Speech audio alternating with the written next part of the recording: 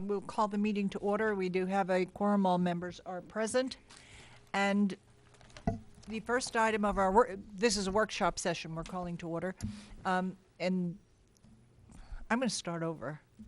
It is Monday, February 25th, 2013 at 6 p.m. We're calling the workshop session to order. All members are present.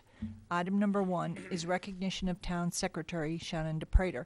And I'd like to ask the council that we move into the audience so we can bring the council up. Everyone up here.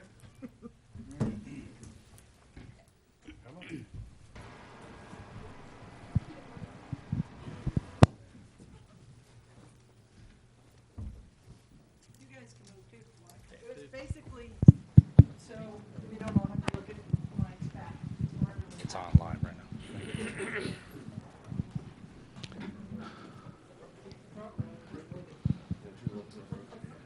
I don't need to use this for you guys to hear me, but for the purpose of the video, and they need to hear it. So we are here tonight with very mixed emotions, recognizing our town secretary, Shannon DePrater, and wishing her well in her future assignment as my peer in Crossroads, Texas. Those of you who don't know where Crossroads is, if you'll head east on 380 from Denton and blink twice, you'll be through Crossroads, Texas. But it is truly an honor to be here with Shannon tonight and recognize her 12 and a half years of service to the town of Trophy Club. The citizens are grateful. The councils that you've served with and the various boards and commissions are grateful. And the folks that work with you on a day-to-day basis are more than grateful for your service and your dedication and loyalty to this community. The management team tomorrow will have a special little recognition for Shannon, and we wanted to do that privately. So we'll do that tomorrow, and we're not telling you what time, nor where we'll be. But we do have a small plaque in honor of your service, and I'd like to read it. Honoring Shannon DePrater, serving the town of Trophy Club 2001 to 2013. The town of Trophy Club recognizes Shannon DePrater for 12 and a half years of loyal and dedicated service that has contributed towards making the Trophy Club area a great place to call home. Dated February 25th, 2013. Shannon, thank you so much for everything that you've done for the town of Trophy Club. Thank you. You'll be very missed. Thank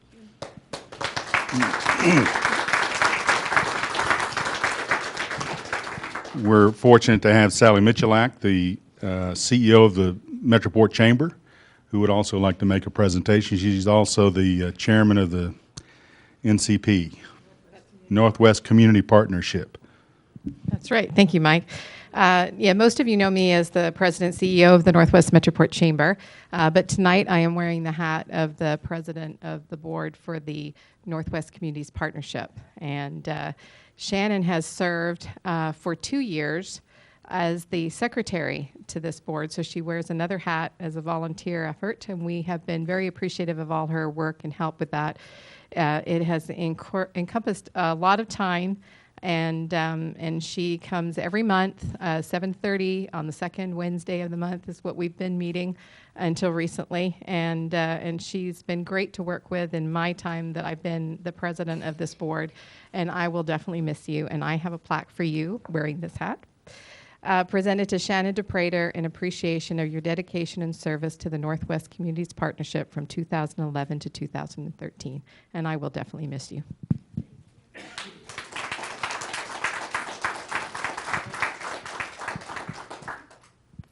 Okay. So I can have this for I'll hold your plaque.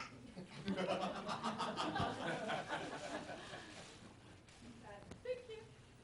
me to put these over here for you?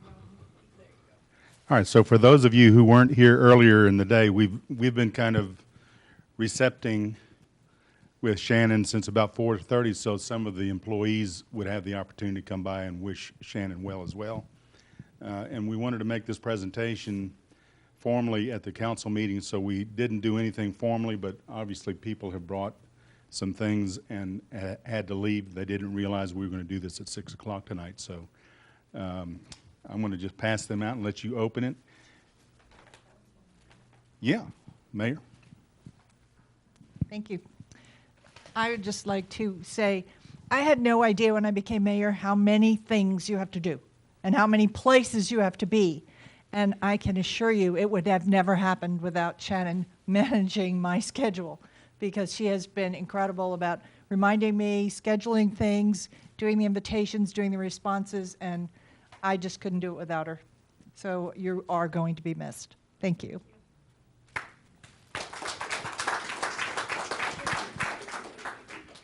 Mm-hmm.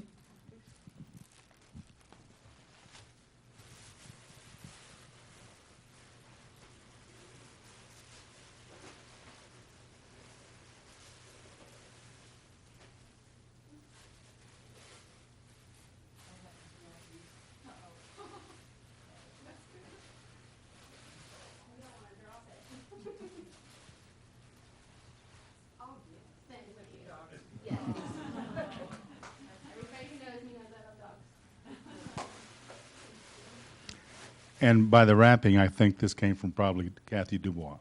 A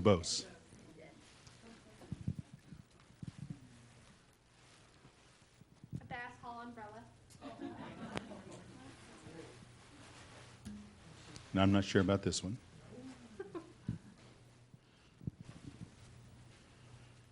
Sorry, I'm not reading the cards.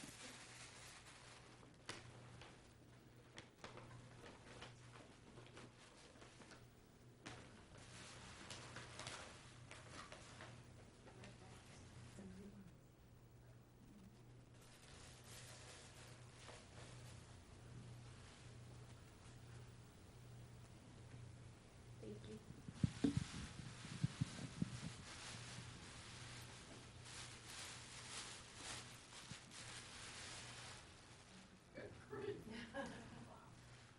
Jewelry.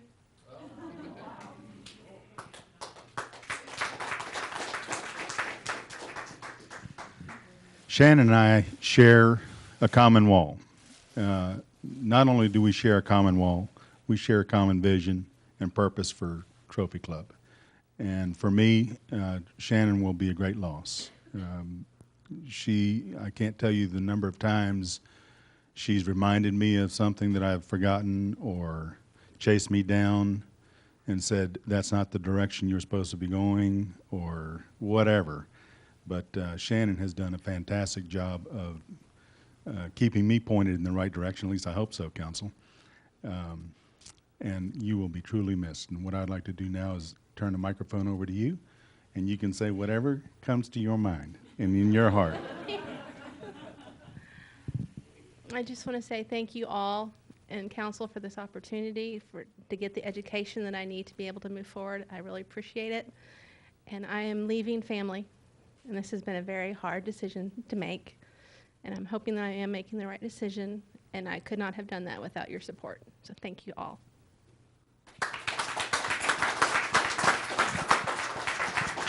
With that, Mayor, thank you for allowing us to have this little ceremony to jumpstart the meeting, and we're ready to get busy. You want to get a group council picture of Shannon?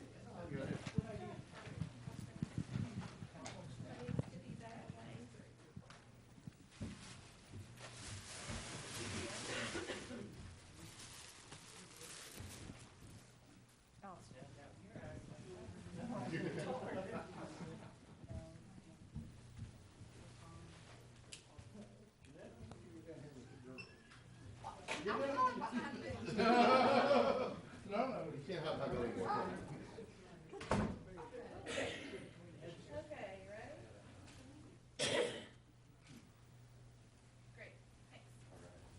Oh, I didn't realize you had it all lined up.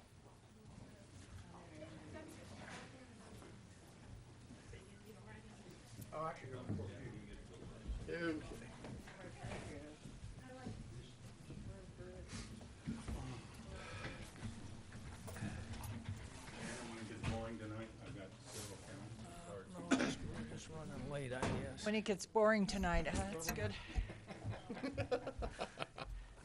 We can only hope.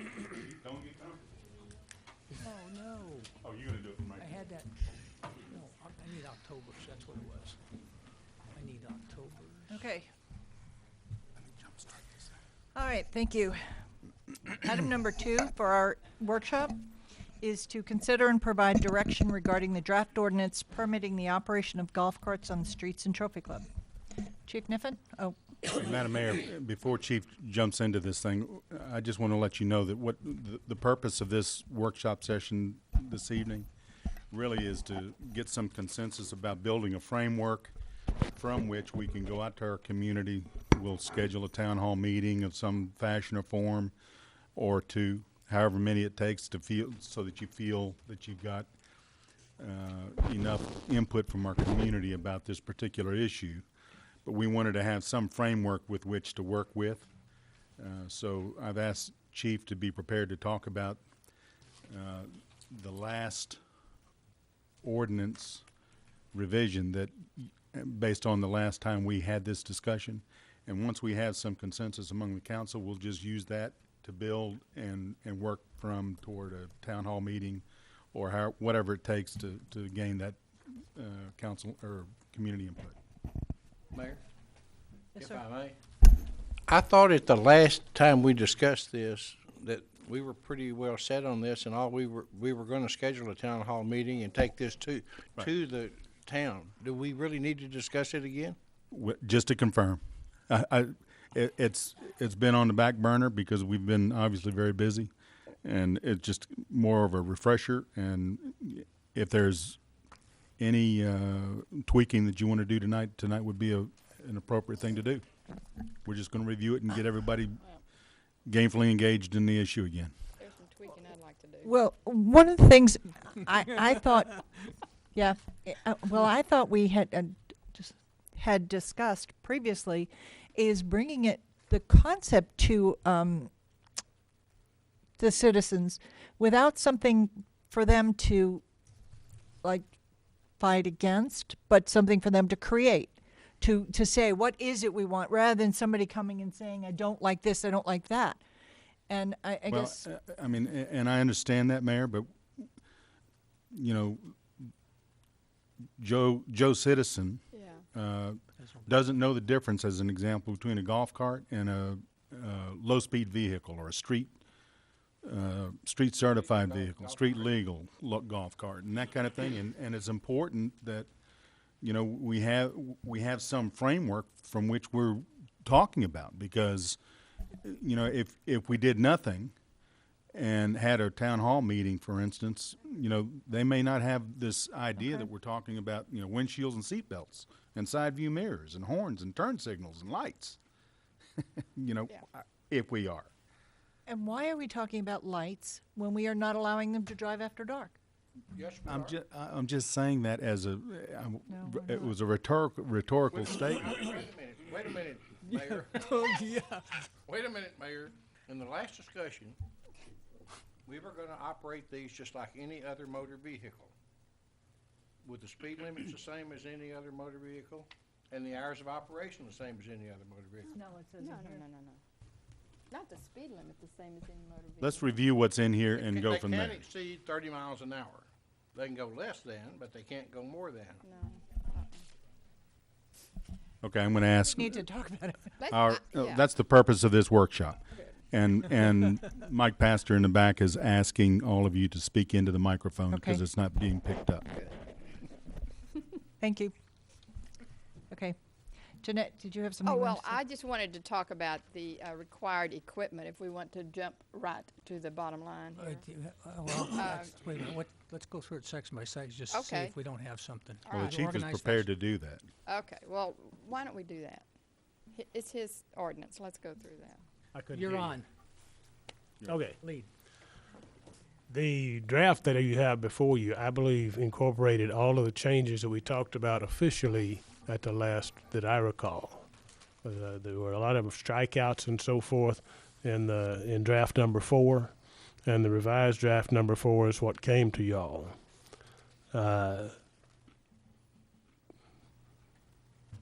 there was some informal discussion at the end of a meeting a few weeks ago where you discussed two different types of permits, where you have one permit that permitted daytime only and one that permitted 24 hours. And I did not include that information in there because it had not been fully discussed at an agendized council meeting. If you want to pursue something like that, we can go forward with the dual permitting type process or something of that nature.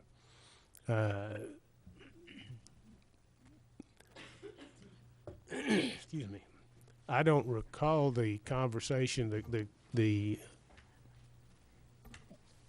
I recall something about a conversation about treating them like any other vehicle. I don't recall what the specifics were behind that, or whether there was a consensus for that. I like to think that I would have included that language in the ordinance if I had gotten that impression. You had a question about equipment? I just thought it'd be very good to go over the page 10, motorized cart required equipment, because I have some issues with a couple of them. And so is that where you want to do at this point, or do you want to go through the ordinance? I didn't hear you, I'm Do sorry. you want to do that now, or do you want I to go have through the ordinance? I have it right here in front of me. Okay. So. I'm all for the headlamps, the tail lamps, and side reflectors. That's nothing. Stop lights. I don't believe there's a need for front and rear turn signal lamps. That's one. And the other one that I have issue with certainly are the seat belts. And and it has to do with really, you know, these carts don't go very fast. They're 19 miles an hour, not very fast. And putting seat belts on them is not something that I want to do to my cart. And I'm not sure that I would be much different from others. Now, I guess if I had children riding around with me all the time, that might be another thing. But it just seems to me like that 20 miles an hour is not very fast, and the seat belt's going to have to go over your lap, I guess, your legs. And I'm just, how much is that going to hold someone in when you don't have doors or anything there to protect you? So I'm just asking about the value of the seat belt, number one, and then speed. I mean, the front and rear signals. How are we any different than a bicycle using right and left turns? And the reason I say this is because I, as maybe several others, have the experience of driving these things, both on the road, and hand signals work just fine. Particularly, now I got to tell you, side mirrors are great on those golf carts, and so that helps me in my signaling. And the other thing is, I think the more requirements we have of this equipment, the less likely a lot of people will go and equip their cart. And now you've got carts out there that may or may not be, but still on the road. I want to keep it as simple and as safe as possible. And the other thing I want to say about this is I think we need to be realistic about the usage of carts. I cannot envision a bunch of carts running around Trophy Club. Now, I think that during the summertime and summer evenings you might see golf carts more. But today, I would not have gotten in my golf cart and driven to Tom Thumb with the wind going 50 miles an hour, or when it's cold. So I just think there are times. And so I just feel like these golf carts, I'm going on and on. I feel like these golf carts open up Trophy Club to be more friendly, have fun during that period of time. And I don't want it to Be onerous. diminish that. Yeah, I don't want it to be onerous. Some of your equipment comments directly relate to the idea that we almost jumped into here about using carts day versus night. hand signals at night are not going to do anybody any good, as an example. Right? So maybe we need to back up just a little bit and say, what do you envision? Golf carts anytime, or golf carts in daylight, from dusk to dawn, or dawn to dusk? From my perspective, if I may, Jeanette, interrupt you, from my perspective, we're making this way too complicated. I think you treat a golf cart like any other vehicle in the town.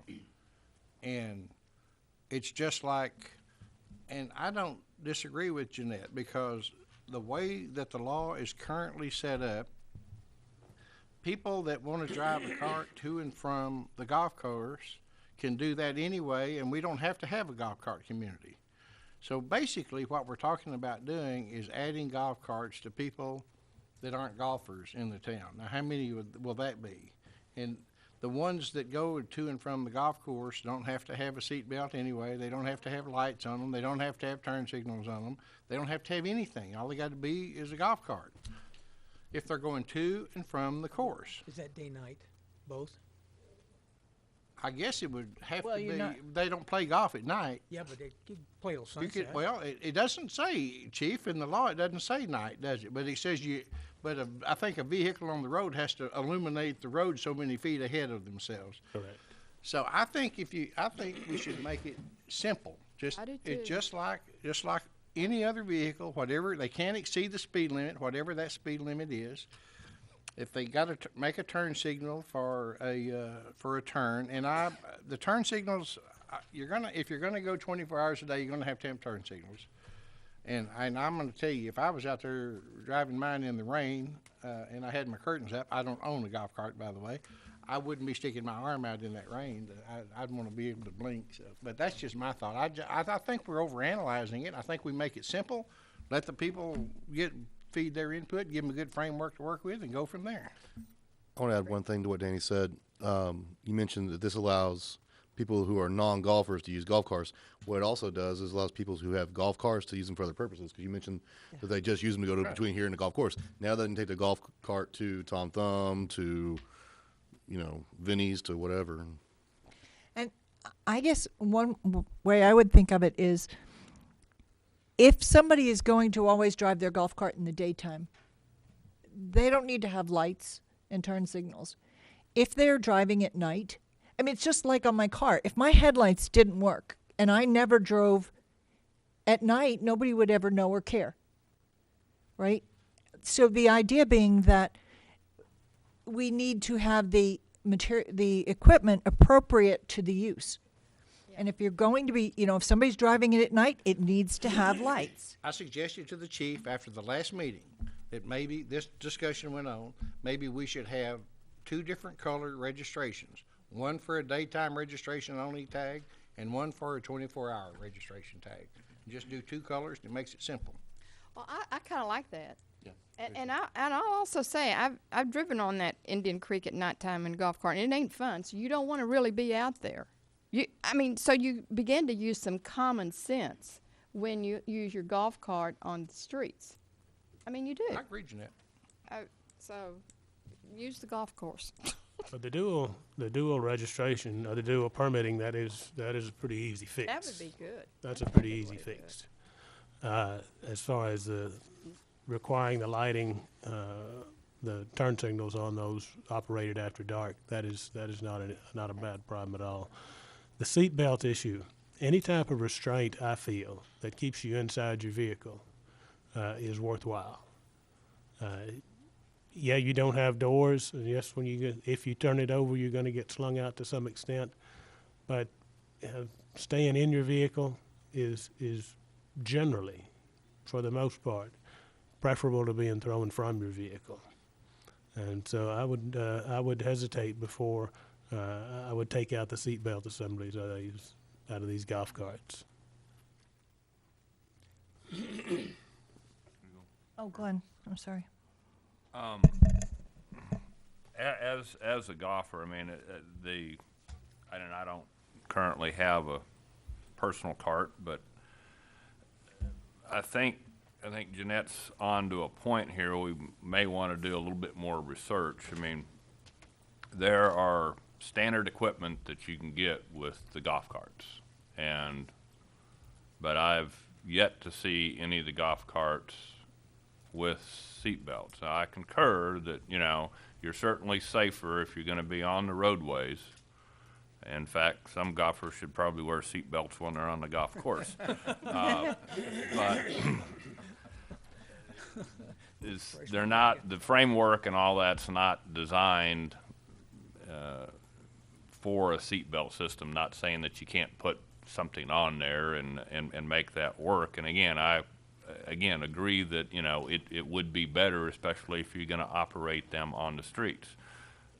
My opinion is that the majority of the people that have golf carts now are running them to and from the golf course, but they may, especially in the summertime and the weekends, be at night, most of them are going to go cross-country across the golf course to generally get home and then be on the roadways for the shortest period of time to get home versus going down the road. And I think if we monitor it like a regular vehicle, you need to operate the vehicle safely, and here's your guidelines to go do that. If an officer feels it's not being done that way, then pull the golf cart over. Like I said, lights and horns are pretty well standard. A parking brake, I mean, they have a brake on them. It's not a separate one well, if you compare it to like what I call a mule. Most of your mules and your off-road equipment there, they do have seat belts for them. They're designed that way. They have a separate parking brake. I think some of them even have turn signals and that process. Not that you can't put that type of stuff on there, because I've seen a couple golf carts with the turn signals and stuff like that. But I think Councilman Meyer is, you know, whether it's two pieces, you know, registration. Most people are going to be operating the day, and then it's really not going to be running at night. And like I said, unless if it's a rare occasion, I doubt if somebody's going to, especially from my side of the town, is going to get in the golf cart and go, you know, 3 miles up to Tom Thumb in the golf cart in the middle of the night. But you know, going home or run, and like I said, go across court, and then not be on the public right of way very far at all. And I think we can, and I don't know if, because I get a little confused when you call it, you know, a motorized vehicle, and do we need to make golf carts? You know, and here's the definition of a golf cart, and its primary purpose is to be on a golf course, right? And because you do have the golf carts that are primarily designed just to haul people around. A lot of apartment complexes and stuff like that have them. And again, I don't want to get it over complex. I think our primary purpose is we need to keep our residents safe, but we need to create the flexibility that it doesn't get too difficult, because I agree with Councilwoman Tiffany. If, like I said, you get it too complex, and they're just not going to do anything at all, and they'll just roll the dice and say, well, if I get caught, I get caught, but this is what I'm going to do most of the time, and I'm not going to put all this on, or play ignorant, and I didn't know we had to do any of this stuff. And I would really rather have a concise ordinance like this, because I do believe there needs to be something around helping to protect kids from just getting in these golf carts and driving them at whatever age. I'm not talking about 16, because I know that can happen when you've got a golf cart at your home. So to have some control over it, I think, is valuable. Oh, Bill, go ahead. Just briefly, I'm with the chief on the seatbelts. I've looked at the cost, and I think I sent Jeanette a price on them, and I don't remember what, $40 or something for seatbelts. It's not. I mean, you can lose more than that in one hole in golf, I'm sure. So the number's not. I don't think $40 is a biggie, and I don't think that would stop somebody from installing them. Now, the problem when I say that, and I like them, is that if current Texas law allows you to go out and operate your golf cart on the street without seat belts, then I've got a little problem with my position. But overall, I mean, if it was me, I would say yes on seat belts. That would be my input. I had a question on number M.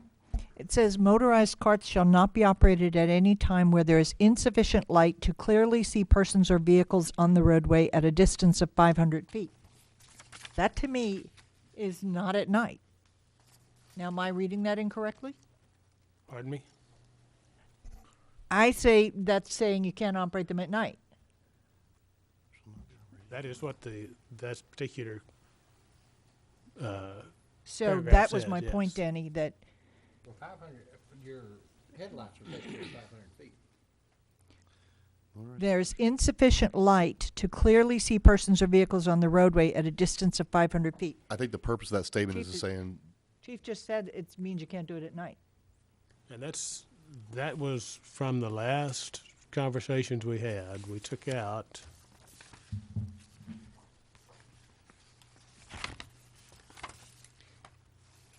during inclement weather, when visibility is impaired by weather, smoke, fog, or other condition.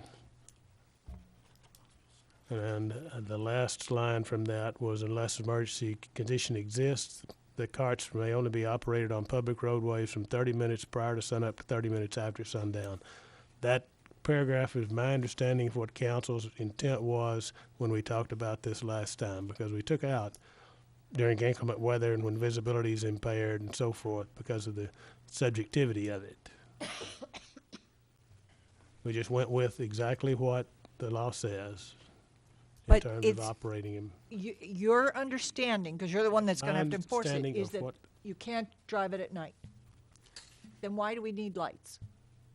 Why would you need lights? Right.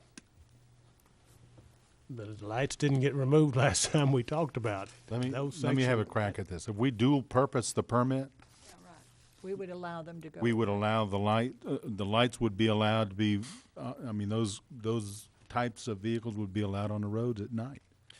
If we allowed that, you know, Type of here's that kind of permit, and if you don't have it and you're operating at night, you'll be cited if you're caught, just like you do if you're caught speeding. You know, we have to see Right, you. right. let me tag team him for a second here. I'm gonna think about this very logically. I'm gonna read it and I'm gonna make a statement. So motorized cars shall not be operated at any time when there is insufficient light to clearly see persons or vehicles on the roadway at a distance of 500 feet. If my vehicle is providing sufficient light to see persons or vehicles at a distance of 500 feet, then I'm good to go. That's the way I read that. Good point. Lights I should not have need to be a 500 feet. I have a question about. I mean, No, it's- I've got a problem with that sentence, and the problem is that when you talk about 500 feet, a vehicle going 19 miles an hour has a stopping distance of what? Very short. Yeah, very short. So it seems to me that if we're saying that the vehicle is equipped with a headlight, and you're driving at night and you have a headlight, we don't need this 500 feet in here. My first thought when I read that was it was to protect the cart, not the cart running into something, but something running into the cart, i.e. looking at the taillights on the vehicle was my concern. But if you've got headlights and taillights and you're going 19 miles an hour or even 25, you're going to have sufficient light with your vehicle. And so I question the requirement of M. The 500 feet. Yeah, I question the requirement for that particular Paragraph. sentence. Yeah, And how I would would people scratch it. judge 500? How far do the bicycle lights I was getting ready to ask the same question. light up? And I mean, bicycle, and they don't have seat belts and they don't have lights and Yeah, Don't have turn signals. they don't have any of that. They drive at night. they ride at night. Sure do. So I mean, Right down I would into the remove creek. M. I would also, Complicating this. Yeah, I was looking at N. It says, N says, all motorized cars used in conjunction, I need to go to a larger version here. All motorized cars used in conjunction with a parade, festival, or other special event shall follow the operational regulations found in this section. One of the things in this section prohibits pulling anything. If I'm in a parade, I would like to have the ability within the parade to pull a wagon with a banner on it. And I don't see, There's another section. I don't see that as a problem. So, Bill, I think if you read on in that ordinance down there for special events, yeah. this ordinance doesn't apply. No, that's No, No? that's on the equipment side, not on the operational Okay. side. So, I mean, to me, I would like to have that cleaned up. Yeah, and along the same thing, down in C, under permit required, it said a permit is not required for motorized carts used in connection with a parade, festival, or other special event. But it also says that they must be transported to the starting point of the event, not driven. And my feeling is if you can drive a cart to the golf course, you could drive it to the, that you ought to be able to drive it to the parade, which is the Yeah, school. people you know, aren't on doing one it. day in a year. Or, you know, or how. Yeah, that But needs to be. that's a state law. That's not, but you can't, I mean, going to and from the golf course, that's mandated by a state law, not State by law. an ordinance. So, Well, But- but we could make our ordinance fit the state law. well, we no, don't have it's not to the if state law, right. if we permit these, we're done. But I just think we should come up with a draft. We need to go ahead and set a tentative date for a town hall meeting and quit beating this to death. I agree. What I hear the preponderance of discussion though is we're leaning toward dual permitting Yeah. I think and that's an option. allowing everything from a golf cart that we are all familiar with when you go to the golf course and rent a golf cart with a plastic windshield that flops down and you may not have a windshield at all, to one that would comply with the transportation code definition that you could use 24 hours a day. Correct. Wait, The transportation code doesn't define, it doesn't define all of that, and it's saying, It would require a federal, the federal windshield requirements. DOT-approved windshield. DOT-approved windshields, turn signals, lights, lamps, side view mirrors, seat belts, everything that your car and my car have. Maybe not heated seats. But the state of Texas doesn't require us to do that to become a golf cart community with a 24-hour operation. I get Mike. that, but what I'm saying is, what I'm hearing from the council is you want to be able to permit everything from what you get at the golf course to operate during the day. I don't think you've heard us say that, Oh, and I don't- and the I other don't thing agree. is, all we're looking for is a framework. We're gonna take it to the citizens. I think we give them a framework and let them give us some input on it. But until we get to that point, we're gonna just sit here and keep doing this. That's fine. yeah, and I mean, I'm not saying that you should not have a windshield, because if you have cars in front of Right. you, you want a windshield. The way this is written, it says you have to have a windshield. It doesn't say it can't be folded down. That's right. Jeep style. Huh? Jeep style. Jeeps, The old Jeep Jeeps style. are I mean, folded it down. has a windshield. I can fold the windshield down. Are there any of the other operational requirements besides towing and parades that you'd like to see altered for parade purposes? For parade. H. I'll do it with H. Back Yeah, up on I H. agree. In H, in the middle, it says, no part of the body of the operator or occupant shall extend outside or the perimeter of the vehicle. With the turn signal requirement during the day for a golf cart not being required turn signal, I mean, if they can operate now without turn signals, they need to be able to put their arms outside the signal, so I think that sentence needs to go away. And the other one was the one that I've mentioned a couple of other times. On the very last thing, it says, stand on the rear of the vehicle. I think that should be exterior rather than rear.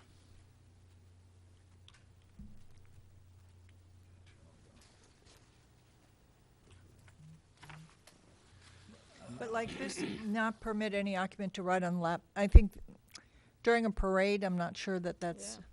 critical. Exactly. What was that So- again?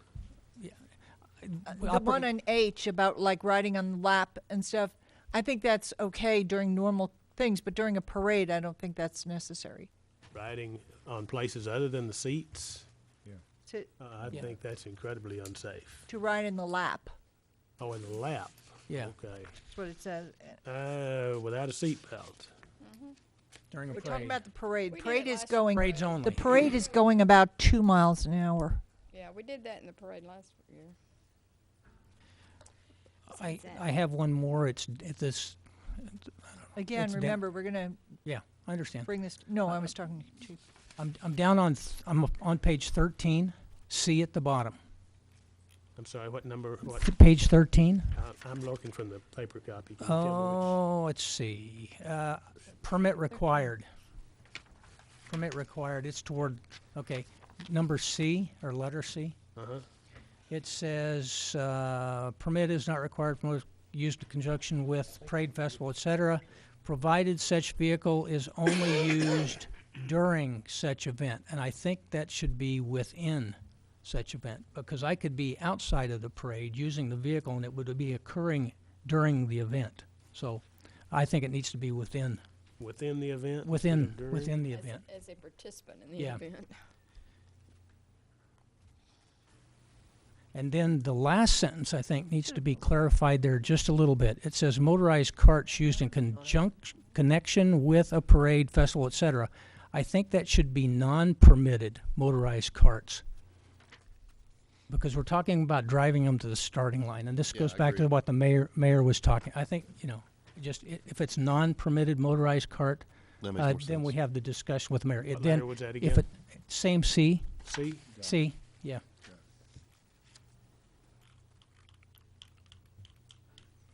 That's it for me. That makes sense. You gotta be kidding. Can I go home Well, I saw something here, the cart passing a car. I can't imagine a golf cart passing a car. I mean, you just getting up to speed. By the way, the golf cart going up Indian Creek Hill goes down to about 8 miles an hour. You just chug it up. one of the things I was wondering about in this, on the, especially if they're slower speed, if there's a car coming, can they move over into the calming lane and let the car pass? Based on the way this is written, I was struggling with how that read. They would need to. Mm-hmm. The calming lane is not designed for, or is not intended for vehicular traffic. It's intended as a speed reduction thing and to prevent people from passing on those streets. It's not considered a traffic lane. But if you're going 8 miles an hour up Indian Creek Hill, It could somebody be. comes up behind you, they're going to want you to pull over. Yeah. Yeah. Right, and you're not gonna ticket them if they do. You can pull over into that lane and stop and let people pass you. Getting started again might be a challenge. pull over, and Yeah. I think we could accept golf carts in the calming lane. Okay, that's what I wanted to make sure. As is if you were- as a constant, that I mean, that's where bicyclers. I would think so, too. It's Bicycles are in the perfect. calming lanes. it's a perfect place for Yeah. golf carts. I When agree, I babies wanna make and sure Yeah, they do. good. Wagons are in the calming lanes. I mean, that's, Okay, can we set a tentative date Yes. for a town hall meeting? I had one more Right question. now? Yes, Right now? no, give them time. Besides towing another cart, trailer, or something of that nature in a parade, y'all want them to pull people on roller skates, skateboards, or anything like that? Because that's No. just Not- carts and trailers. Well, not out, yeah, Okay. not out, definitely not outside a parade. But if I've got you on a 20-foot rope and we're in a parade, then I don't know. Well, My Going calendar all doesn't go 3 beyond 2015, I'm sorry. Very funny. you know, the reason this golf cart community has always been something that I've been interested in, and I want to just repeat for 3 reasons. Number one, we do have calming lanes, and it does seem to me like it has a great place for golf carts to move about. Number two, we are in a golf cart community, enclosed. And number 3, golf carts have a way of opening up the community to each other. And have some fun.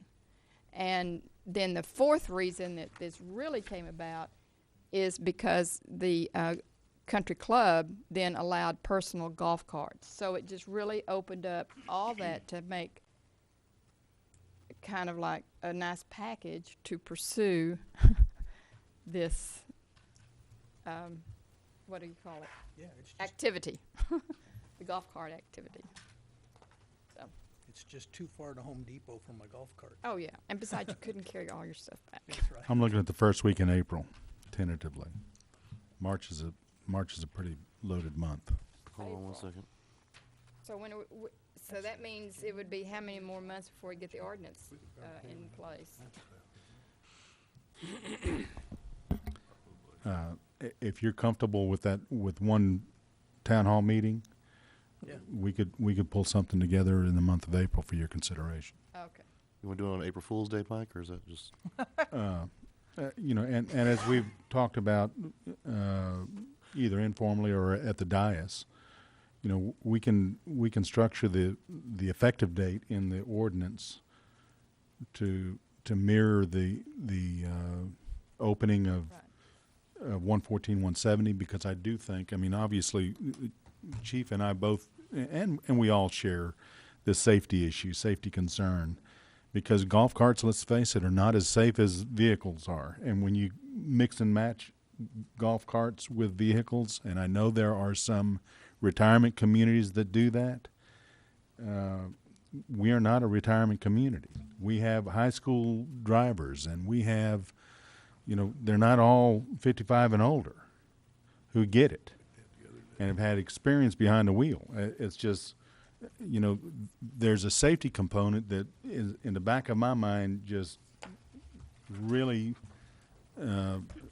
lights up when we're talking about mixing in, you know, a golf cart that you could rent on a golf course, and I've been in plenty, with an SUV or a pickup truck or a vehicle that might have a 15-year-old permit holder behind the wheel. That bothers me. I mean, you know, and I know it bothers the chief. We've talked about it. There is a safety component, and you know, the effective date. You know, if we can make the effective date, if that's what the council's pleasure is to make this a golf cart friendly community, sometime after September 2013, when the contractor is out of here, because that's the anticipated completion date of the 114, 170 project, is September of 2013. I'm just saying, you know, that we still get a significant amount of cut-through traffic because they're trying to get around the stoplight at Trophy Lake Drive and 114 frontage. We will experience a dramatic decrease, I think, in the amount of traffic on Trophy Club Drive or Indian Creek to cut through the apartments to come through and cut through. You know, yes, we could probably get you an ordinance for you to consider in April. I would strongly encourage you an effective date of whenever they're finished with that 114, 170 project. Just so that we can eliminate and reduce the amount of traffic that we know we currently have that are not Trophy Club residents and are using Trophy Club as a cut-through and only a cut-through. Okay, we probably need to coordinate a little bit with the country club, because the country club has got standards of what, you know, if you're gonna use a golf cart out there, of kind of what it has to be, and here are the models, and I think they've got their governor requirements and speed requirements on theirs. they do, Yeah. but they also have a brand side, and then like I said, you know, and then they have the lights option and stuff like that. But again, like I said, you know, you're not playing golf at night, but sometimes, you know, there's, well, just like last summer, I mean, you know, on the weekends, Friday and Saturday night, there's several golf carts parked up there at the For an club. event or whatever. Right. I'll certainly reach out to Joel Pitts, and when we do schedule that town hall meeting, ask him to have representation from the country And club. or they may even host it. I mean, it was just, we need to get the Be a good Yeah. place to have it. Yeah. get the Yeah, that's- communication out, and then he'll have, you know, somewhere the list of everybody that has a personal We'll car. certainly too. coordinate and reach out to And the I've company. heard actually that list is growing. So it's Good. started out with 50 and they're growing up. I mean, more.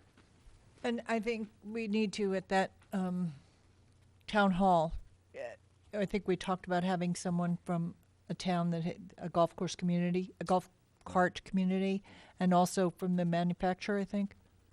They David, had some There's expertise. a retailer in South Yeah. Lake. David Mm-hmm. Adventure Golf Course. And if you'll remember, we brought the chief of police, I forgot the name of the, Melissa. Melissa, who currently have their golf cart. They're a golf cart friendly community, and if you'll recall his testimony to you, I mean, it may not be near as bad as we all think it is. I don't think it is. Okay, and but Of course, but in the first final accident, You somebody think will in the call me and final say, analysis, you know, all it takes is one accident, know, and and they'll we're call going to me, beat I'm ourselves sure. up about it. So. Yeah, I'm still trying to figure out why some bicyclist hasn't been hit yet. Me too. All right. All right, I Okay. think we've got enough to build that framework, and I'll reach out to the club and see what we can do about scheduling and finalizing a date for a community town hall. And if the opportunity moves it up, chance to move it up, We'll do it. We'll get Okay. it done as quick as we can. All right, thank you. Okay. Yeah. Next thing is the discussion of agenda items posted for consideration on tonight's agenda. Does anyone have anything they want to talk about or ask about? Nope. Discussion of the proposed agenda items for the March 4th agenda. Mike, I had one question, and we can talk about this later if you like, but on the March 4th, we have been publicizing the Life-Saving Awards, and we have that other recognition. Where are Yes. we putting that?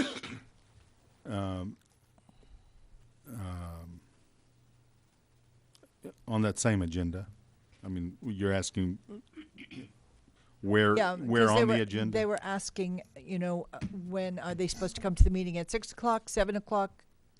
We'll start in fact, I don't think we have a workshop scheduled for this, so we'll start our regular council meeting at 6 PM because of all the awards. Okay. And we'll just start with the life-saving awards and work our way through. And I know that there's a citizen group that wants to award one of our crossing guards, recognize one of our crossing guards, so we'll put that on the agenda to follow the life-saving award. Okay, that's what I needed to know. Yeah. Okay. And honestly, I would anticipate that first life-saving award would probably last every bit of a half an hour. Okay. Very good. I'd tell them to be, if they don't want to sit through that life-saving award, I'd tell them to be here by 6:20 to be safe.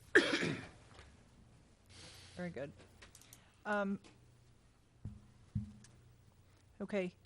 Anything else that we need to talk about on that agenda? Nope. Okay.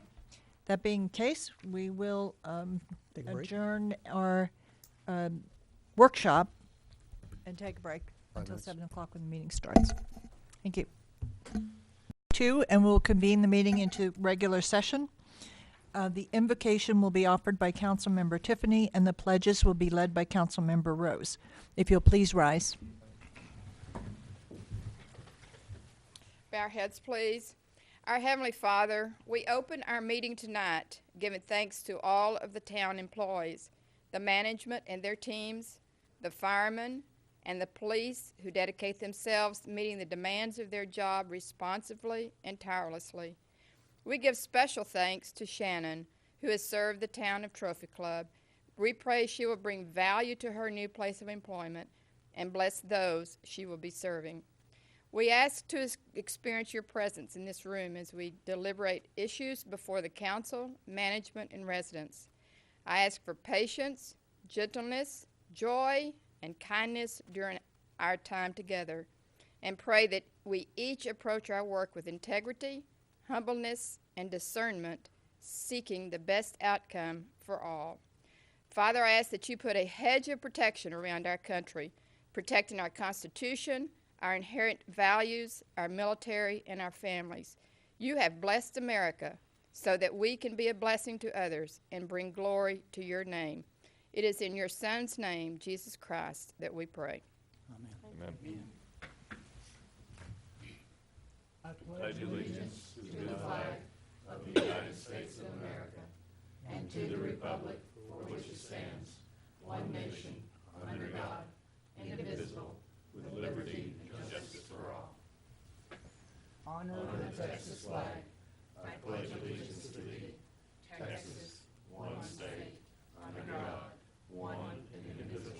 Go Bobcats. We need to talk about that Bobcat record. Yes.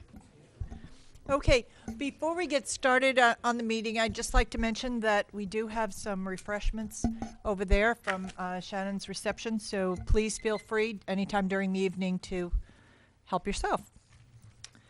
Okay, the first item on our agenda is citizen presentations. Do we have anyone signed up? No? Okay, then I'm not going to go through the whole description. Next is the consent agenda, and all matters listed as consent agenda are considered to be routine by the council and will be enacted by one motion.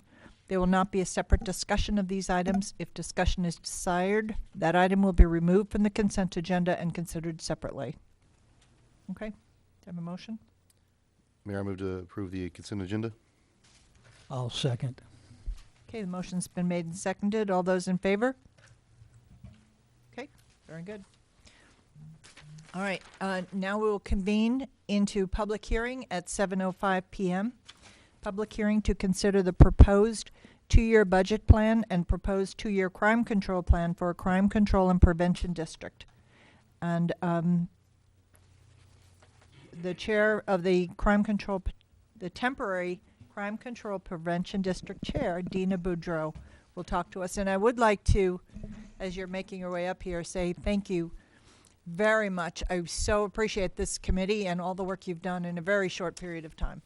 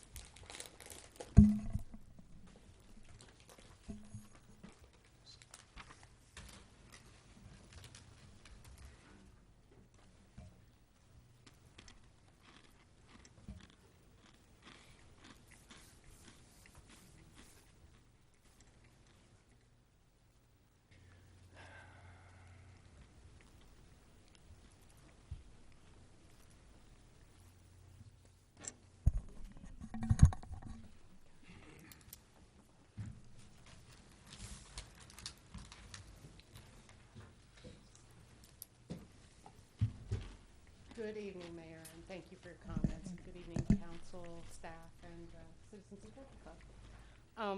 My name is Dina Boudreau. Most of you know me.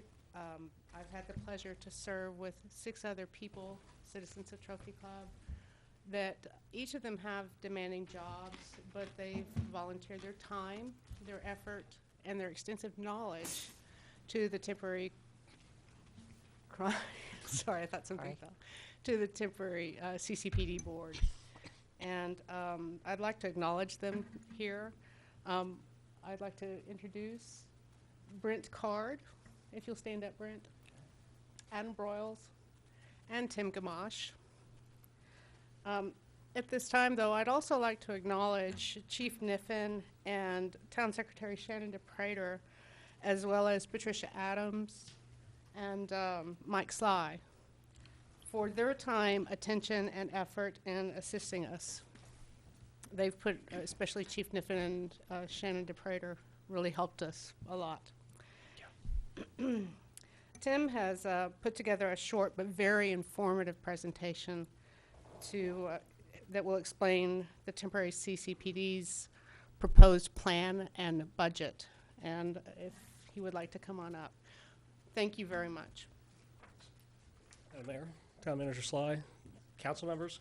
I am Tim Kamash. I'm a citizen, as you'd expect, Dean is the face of the CCPD, and I'm just the mouthpiece for obvious reasons. Today I'm going to talk about the proposed crime control prevention district, what we've been doing over the last few months as citizens here. Kind of an overview. We're going to go over the timeline of what led us to where we are today. We'll go over the temporary CCPD board, what our duties and responsibilities were. I'll highlight the proposed 2-year plan. I'm not going to get into great depth, but I'll talk about the various items that Chief of Police Niffen put together and we deliberated over as a board. We'll go over what the CCPD, the primary responsibilities will be if they are voted upon by the citizens to be established. Talk a little bit about the ballot propositions and then recommendations on the part of the temporary board. The timeline, basically January to July of 2012, the Citizens Financial Advisory Board developed a proposal for EDC 4A, that's the Economic Development Corporation's 4A and 4B. That recommendation was to reallocate the local sales and use tax from the current structure at that time, which was 1/2 of 1% to EDC 4A and 1/4% to EDC 4B. We wanted to change that, basically swap them, and the proposal was to make it 1/4% to 4A and 1/2% to 4B. Once that was done, all of the debt obligations of the EDC 4A would be paid off. After that is complete, the obligations are paid off, they dissolve the 4A, and then we'd establish the CCPD and allocate the remaining 4A 1/4 of 1% of the sales and use tax to the CCPD.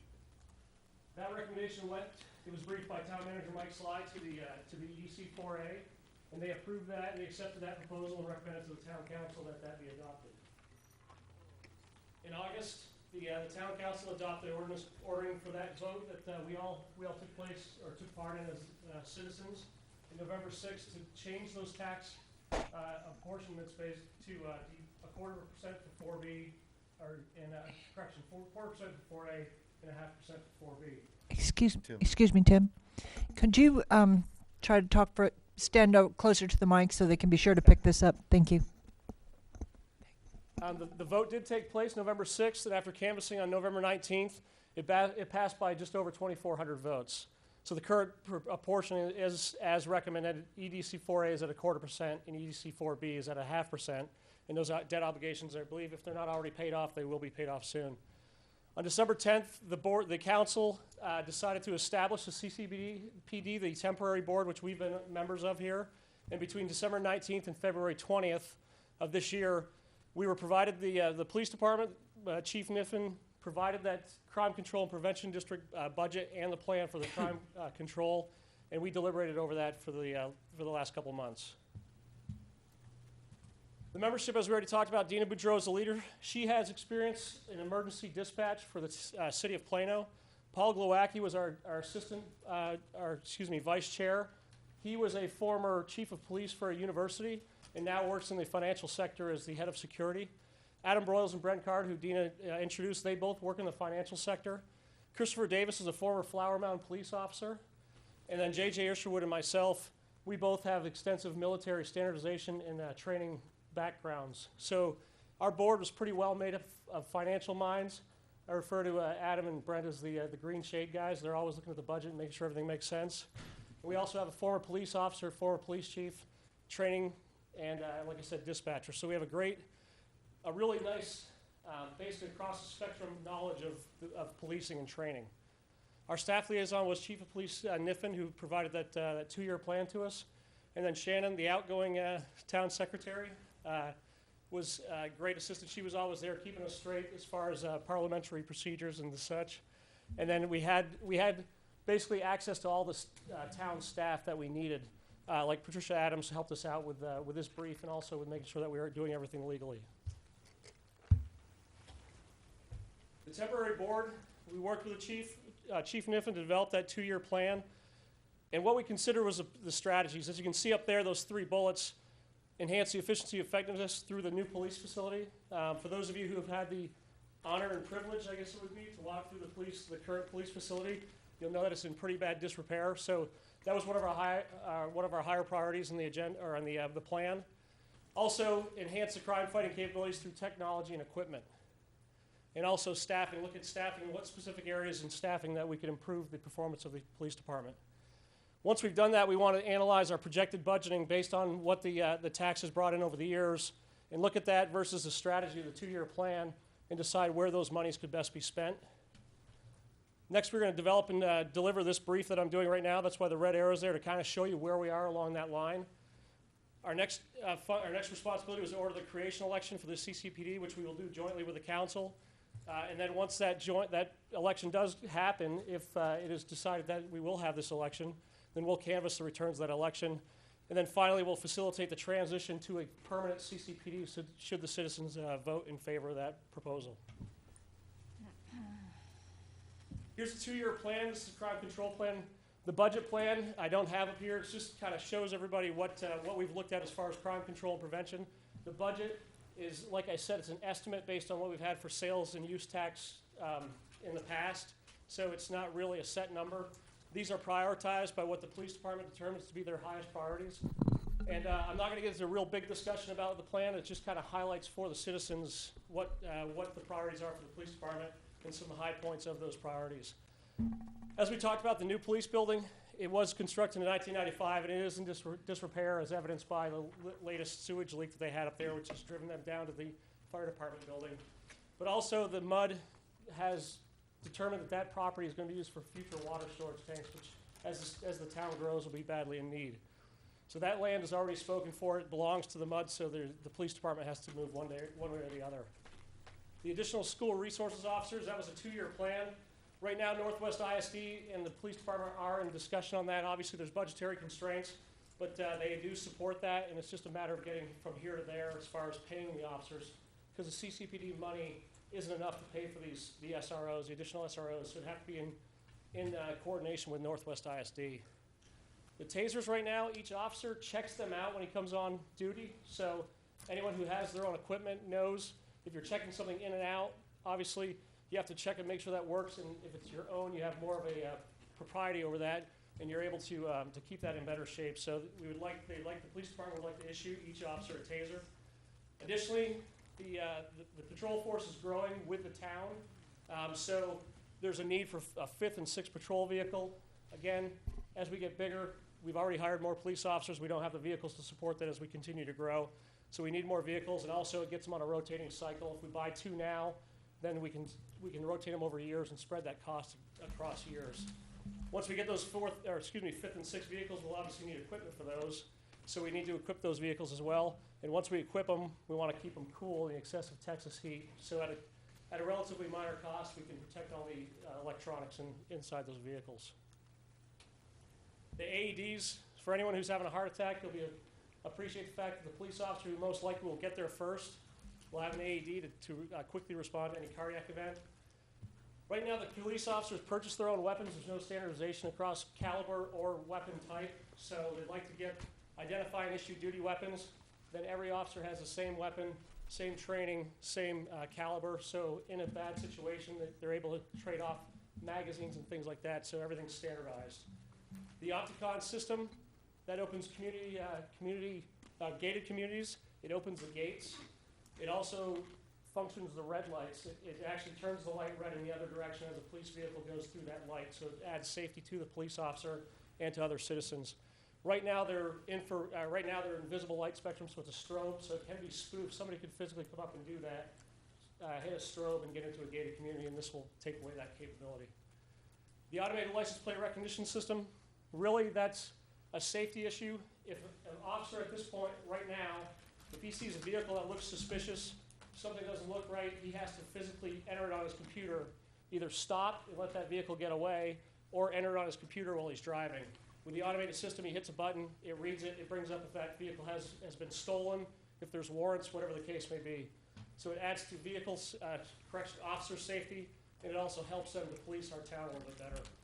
The rapid response equipment for, say, an active killer kind of situation, it basically gives them more equipment in the vehicles. Right now, the officers have to individually buy any extra equipment that they feel the need for should a certain scenario present itself.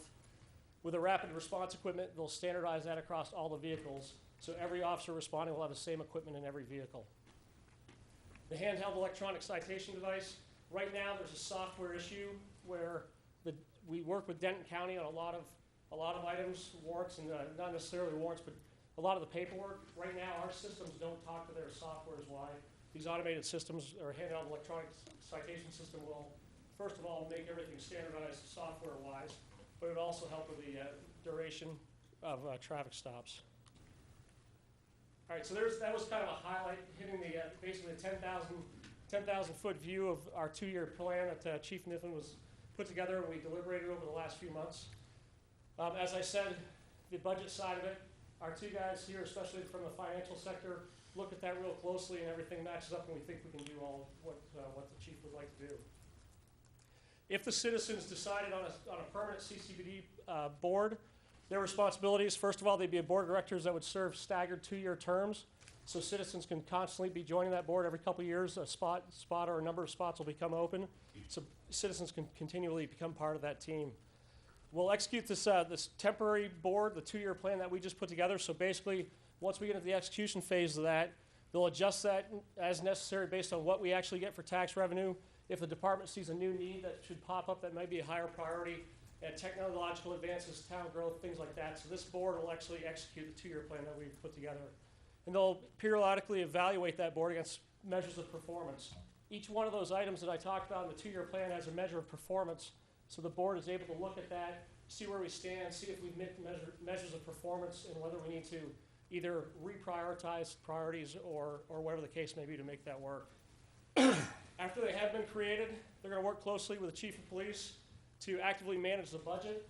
They're going to prioritize personnel and equipment acquisition based on the needs, make the appropriate changes like I talked about based on growth, if new crime starts to pop up, things like that. So they'll basically do the same thing we have done, but on a continuous basis.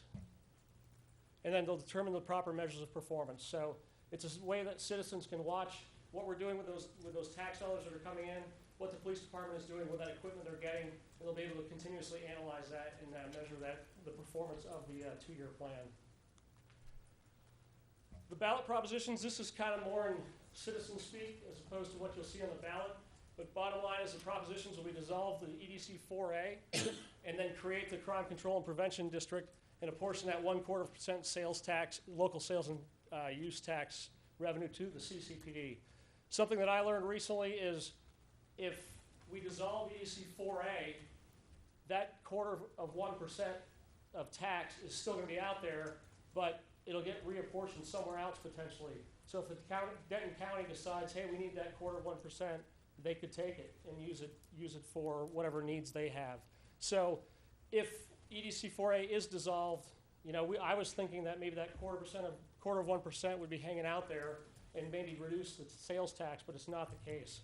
It stays at 8.25%, and that will go somewhere else. So it's kind of in our best interest to do with that, to use it for something here in town. What are the benefits if we do approve these ballot propositions?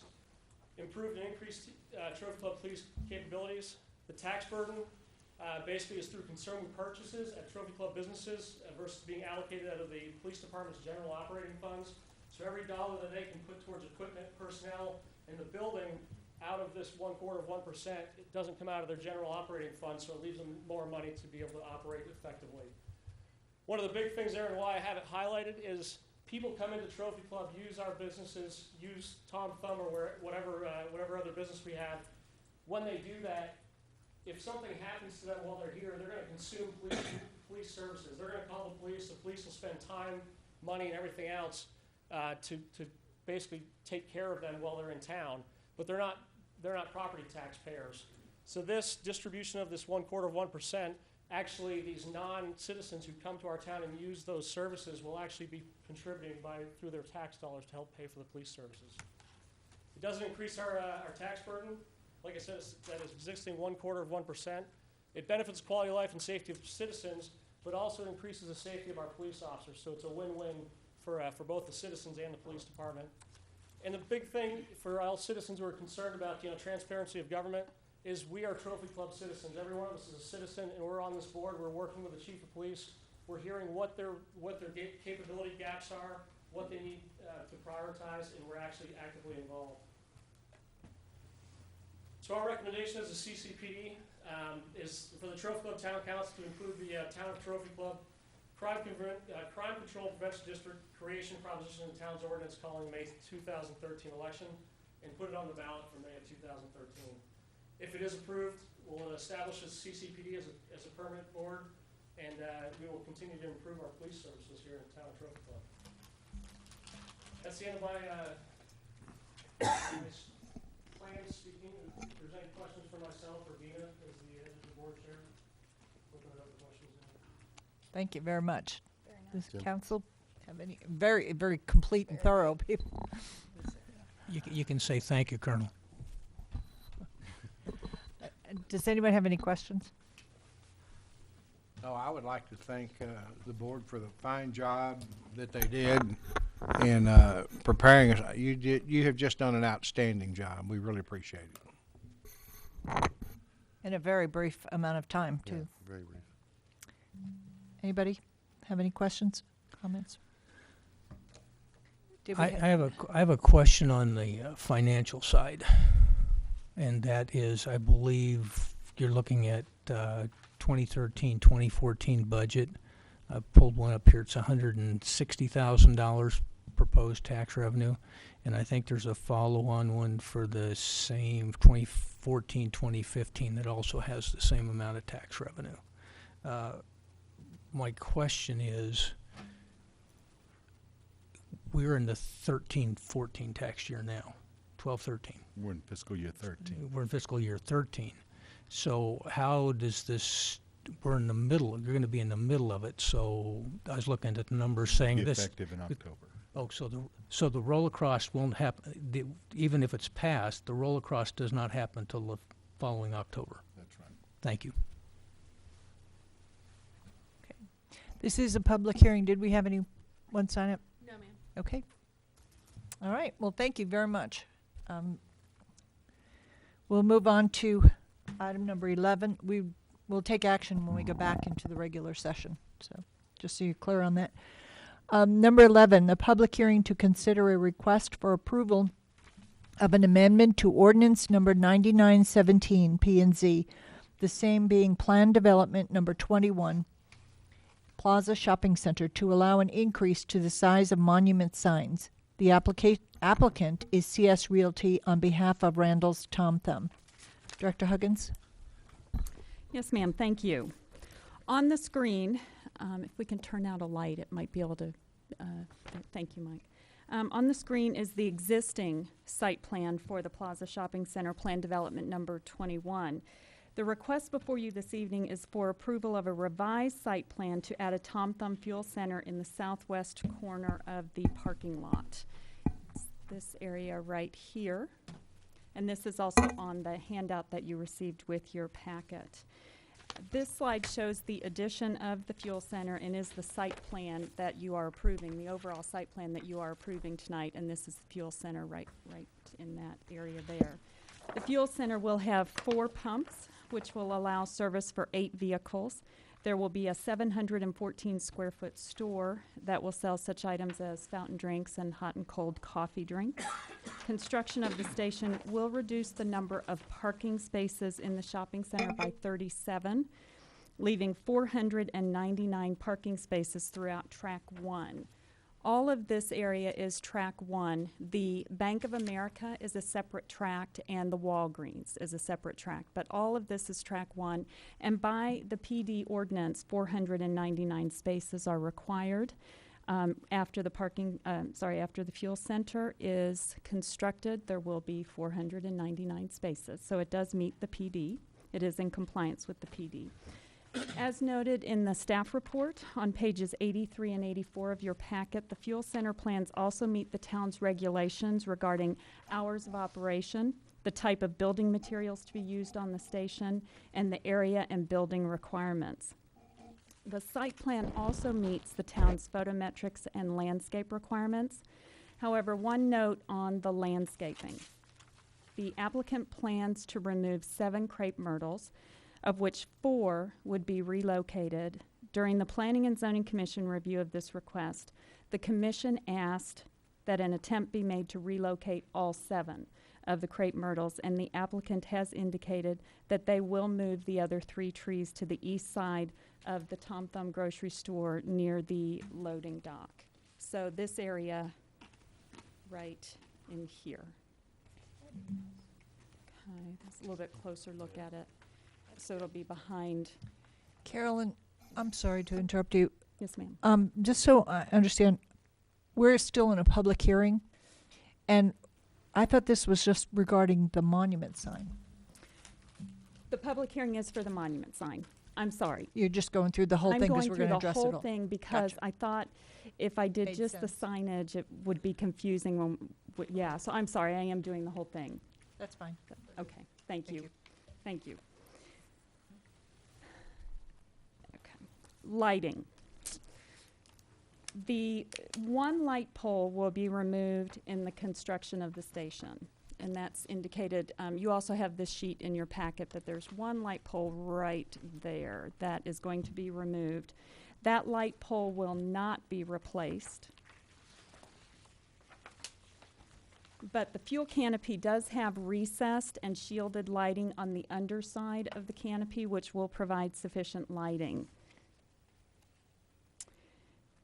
It will illuminate the new fuel center area while not exceeding the allowable foot candle at the property line. Now let's talk about signage specifically. As required by town ordinance and the PD, the site plan shows the location of all monument signs on the site. The locations of the signs will not change, and thus the site plan is in compliance. However, the next item on the council agenda this evening, once we get to discussion, is to consider an amendment to PD 21's design standards to allow additional height of the monument signage. Tom Thumb has the property owner's approval to add 2 feet of height to the monument signs on the site. They are asking for council approval to do so in order to add LED signage to advertise the price of fuel. And if council grants approval for the LED signage, the ordinance states that LED signage is allowed for the fuel station only. No other tenants would be allowed to use LED signage without approval by the council after consideration and recommendation by the Planning and Zoning Commission. There are 4 monument signs in the shopping center, the large one along 114, and then one at each entrance of the shopping center. There's the tall one existing along 114. And then there are 3 signs along Trophy Lake Drive. This one is closest to the grocery store itself. This is the middle entrance, the one closest to where the fuel center will be.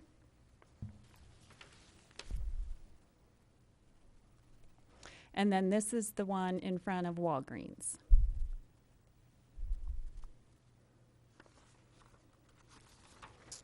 At this time, Tom Thumb plans to increase the height of just 2 signs, the one along Highway 114 and the sign at the middle driveway.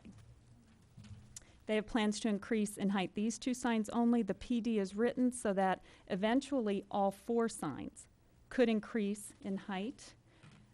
So make note of that the way the PD is written, you would be approving any of the signs being allowed to increase in height. Specifically, the 3 along Trophy Lake Drive, an additional 2 feet in height. The one along Highway 114, we have not listed a specific height for that sign. All property owners within 200 feet of the shopping center were notified of this request for an amendment to the PD. Staff received a letter from one property owner who is in opposition to the fuel station in general. Not specifically the signage, just the fuel station in general. And that letter was included in your packet on page 94.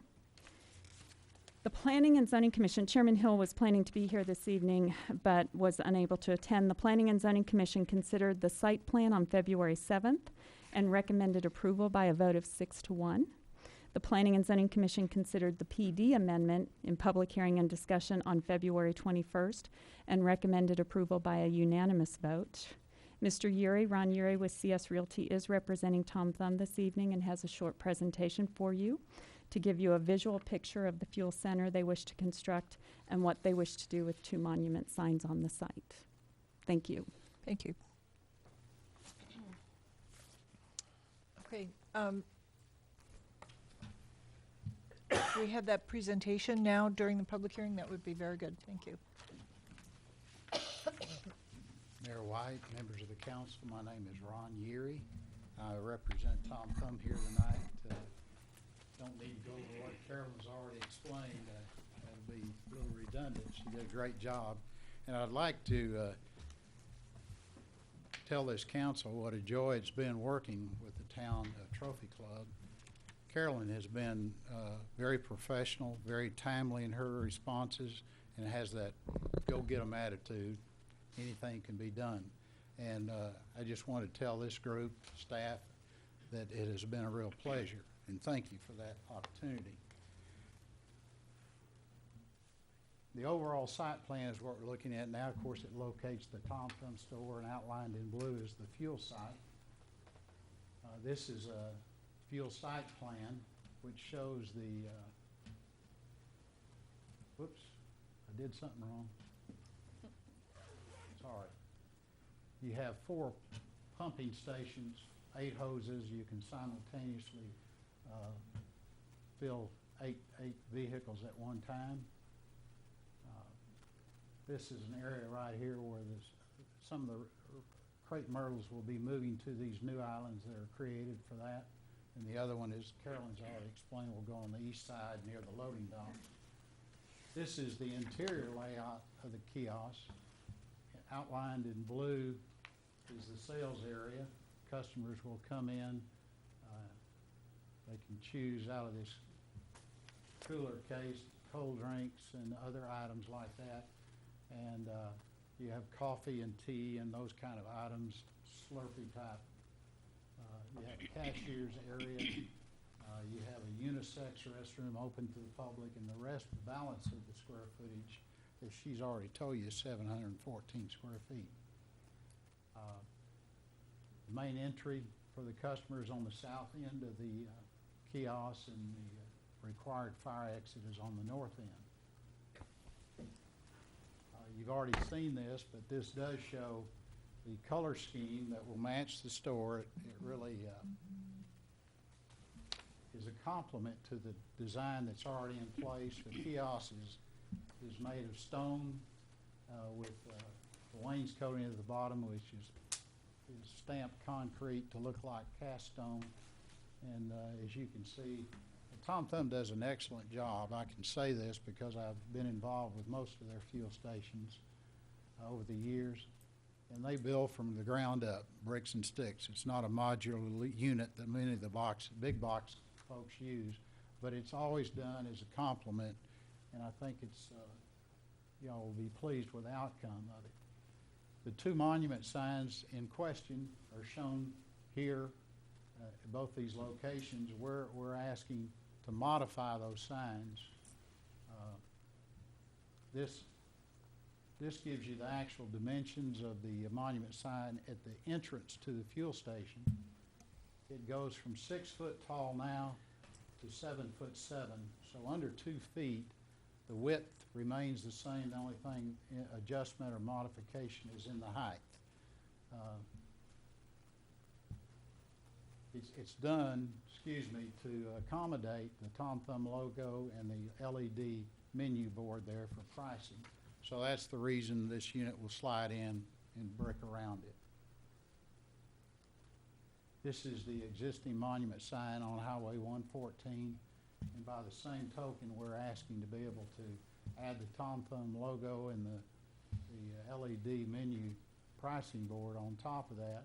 And that goes from a height of 32.9 to 34.7, under 2 feet.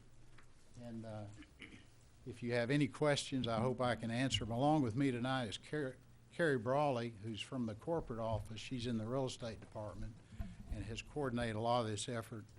And she's very close with the operations and any questions you might have about that. Anybody have a question? You just want to go down the road? Yeah. Go Sure, I guess I'll start. I mean, quick questions is where roughly in the site plan are the underground fuel storage facilities gonna be? Back to that real quick. It's two 20,000-gallon tanks, and they're located right here in the drive lane. The truck will come in and offload those. Okay, so the plan is then you gonna offer diesel as well, or just unleaded fuel? Is this gonna be diesel station? You said two. Okay. Yes, sir. So one of these tanks, half tanks right here will be diesel. The other will be regular and then the premium, and you blend those together for your metal grade. Okay, learned something there. Yeah. Thought that was all a separate tank, but y'all blended on site. Yes, huh? sir. That's the Okay. way that works. It's all automated and sensored throughout in case there was ever a leak. State-of-the-art equipment. I don't have any questions. I'm just tired of driving the hearse to get gas, so I'm glad to have you. We like that comment. It's customer-driven, by the way. Is that facility 24/7, or is that just during normal business hours? or- You can pay at the pump 24/7. The hours are 9 to 7. 7 to 9. 7 in the morning and 9. We'll have an attendant there. Attendant there. I'm sorry. Yes, sir. I agree about the driving to Hearst part. My husband, now I can actually use this. My question is, the crepe myrtles that you're taking out, those are within the parking lot, or are you changing the landscaping at this point along Trophy Lake? No, ma'am. Okay, No, thanks. Shoot, let me go back there, I'm sorry. Let me go to the site plan.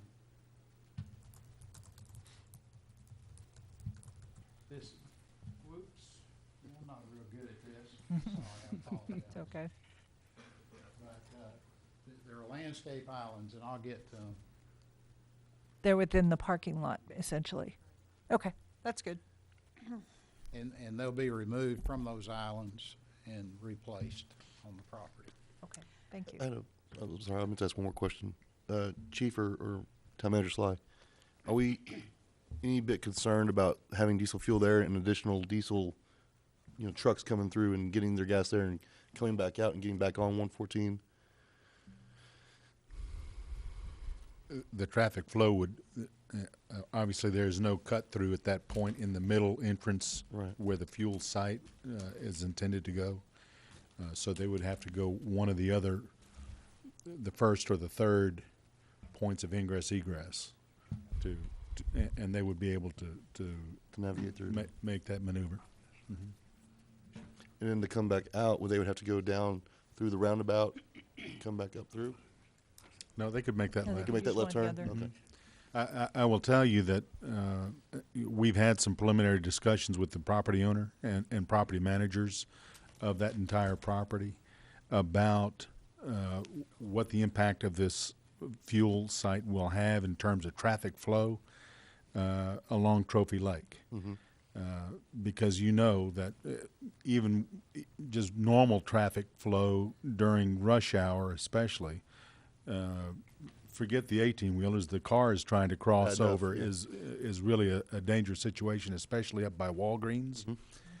So we have at least had some preliminary discussions about changing all of that. That would change Trophy Lake Drive as you know it today, and that certainly fits hand in glove with the discussion we had about entryways and that kind of thing just recently. So, we would hope that they would be certainly receptive to some ideas about this perhaps being a primary entrance into that station. We could still, as an example, we're asking them to consider a right in, right out only in the entry point closest to Tom Thumb. Okay. And at Walgreens. Right in, right out, and take the roundabout to get back out. Back out to 114. I mean, we've all seen it, and seen near misses, if not accidents, vehicles crossing halfway and waiting, and their rear end sticking out into the left lane of the northbound traffic, and it's not the safest situation. And so we are looking at that entire Trophy Lake transportation program. Sorry, Jim. Well, I'm going away from the design. It sounds like you have a lot of experience with the gas kiosk. So I'm interested in what do you expect this to do in terms of driving revenue, or what I'm interested in is sales tax. Well, For I Trophy think Club. Kerry may be able to address that better than I would. Do you have any input on the sales tax? Well, there's a reason you're putting this in, so you anticipate a good market here. Is that correct? Tom Thumb's approach has always been as an added convenience to its customer base. If they capture you, who are already a Tom Thumb customer, then they've accomplished their goal. I've heard numbers of 1% to the bottom line, but you know that's all hearsay. Right. And I'm sorry I don't have a better handle on that. Every station is a little different, volume and whatnot. So I'm sorry that I don't. That's have that okay. answer. I'm just curious if you've done any kind of Well, obviously market they're research doing it because on. it's profitable or should be profitable. Uh-huh. But it's also been customer driven, just like you guys.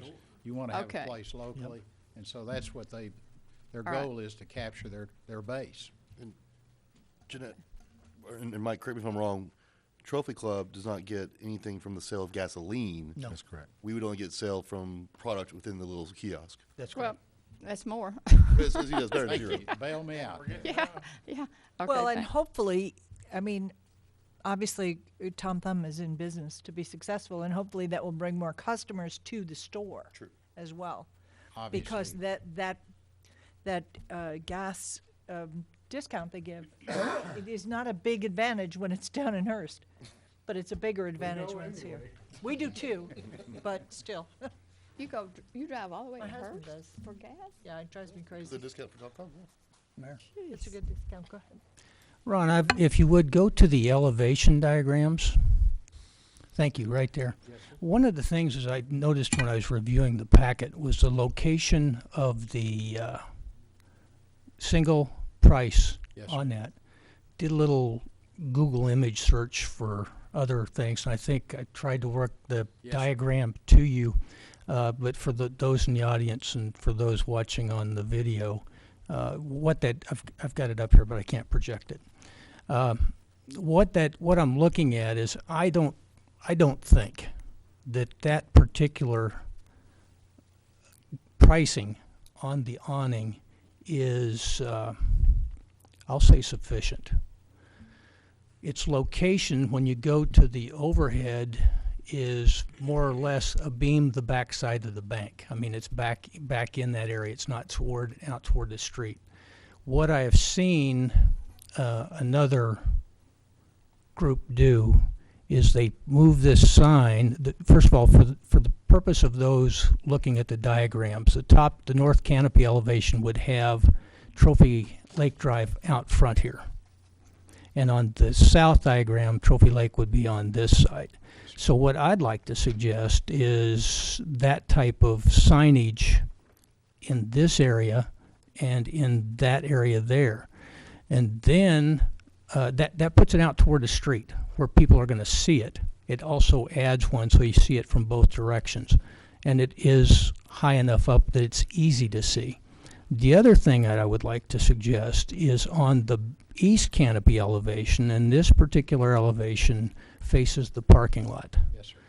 There's a lot of people that go into that parking lot and they don't go in off of Trophy Lake. They come in off through the back, Yes, sir. through the back way and park out in the parking lot. And so therefore, those patrons would not see what the price of your product is. And for that purpose, it seems to me that this east canopy would need some sort of signage on it with the price. I That's a great processed. suggestion. Yes, sir. I process it through staff. I don't know how council feels about it. Would you like to address it?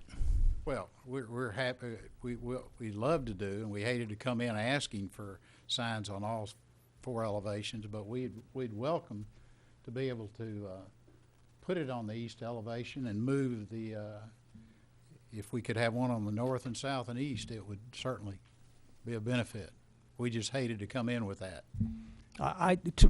When I drive down the street, I mean, Tom Thumb is great, but I'm looking for the price. Absolutely. And if I don't see the price, I'm gonna drive on down the street probably. So, I mean, I don't find the size sign that you have depicted in the diagram here.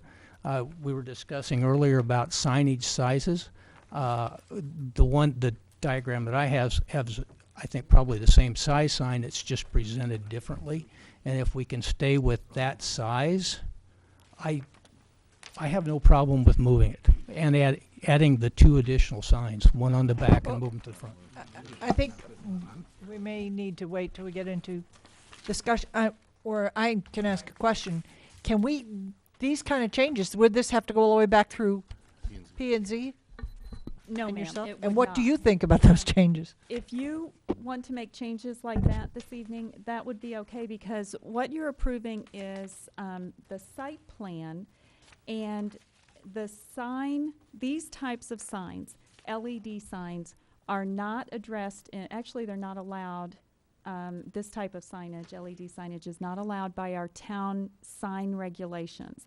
So what you're approving tonight is specifically for this project, and the site plan is what the building department will then use to issue the building permit. So the size and location of the sign that you approve with the site plan tonight is what would dictate what they can and can't do. The PD amendment is just to allow additional height on the monument signs. What this type of signage is not going to affect the PD. It's what the signs on the buildings are what you're approving with the site plan. The monument signs are what you're approving with the PD amendment. Okay. And your thought on this suggestion?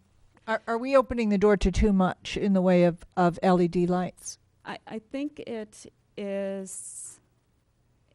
what you feel comfortable with, what you think will look good there, and what the residents would be happy with. As staff, I don't have a problem with it if you are okay with it. They are asking, though, if I understood the conversation correctly, that would mean LED is on 3 sides of the building. And I don't. And the reason I went to the 3 sides is this is the front elevation here. Get 2 hands on that light. That's the front elevation. And the front meaning it faces the street. And as I drive down the street, what I find is it passes so quickly that you'll never notice it. You need to see it coming up. It needs to face you, facing like that. Well, you have it on the monument sign. But it's going to be low, and you will see. I mean, you will see the station setting in the parking lot, and that's where you would ordinarily look. Well, even with the trees, it's okay. Well, we don't have to settle that right now. We can settle that when we get down to voting, can't we? Yeah. Yeah, right. Okay. I do have one more, if on signage, if we could go to the tall sign, that one. Those pictures are fine. Okay. Yes, that's excellent. What you've done, and this is a suggestion for your future work only, maybe not at this point. Well, you've added this little section on top, raised it about less than 2 feet. As I went out and drove along 114 in the frontage road, the issue that I look at marketing in this particular area is that a lot of the traffic on 114 frontage road is going to go away. It's going to be on down a little bit lower. And the problem I have is 2 things with as a marketing, looking at marketing, and I'm not a marketer. There's a tree, I think, that probably needs to either be moved or trimmed, because you don't see, when you come up on it, you don't see the sign until it's late. And the other part of this sign is really this bottom 2 sections don't really stand out because they're too low. Yes, sir. And just my thought going into your organization would be that sign needs to go up. The bottom 4 panels needs to go up. Yes, sir. Yeah. It's just here to get his gas sign up on top. Well, I understand, but as I'm looking at marketing and looking at bringing revenue into town, Yes, sir.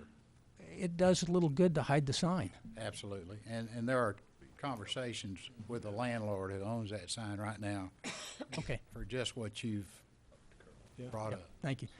I mean, what you see here, you basically have to be back behind a building to see the bottom part of the sign, and if you're around on the other side, you don't see it at all. So, Thank you. thank you. Thank you. Thank you. Thank you. Thank you. Okay, did we have any citizens who wanted to speak during the public hearing? No, ma'am. All right. Then I will close the public hearing and reconvene into regular session at 7:55. All right, item number 12 is to consider and take appropriate action regarding a request for approval of a site plan for a Tom Thumb Fuel Center, Highway 114 and Trophy Lake Drive in the Plaza Shopping Center, Plan Development Number 21.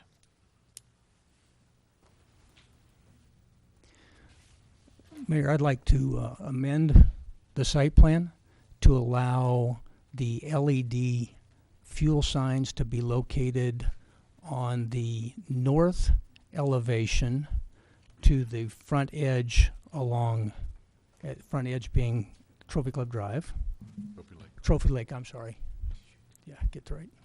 We'll get that up here. I'll point and make sure.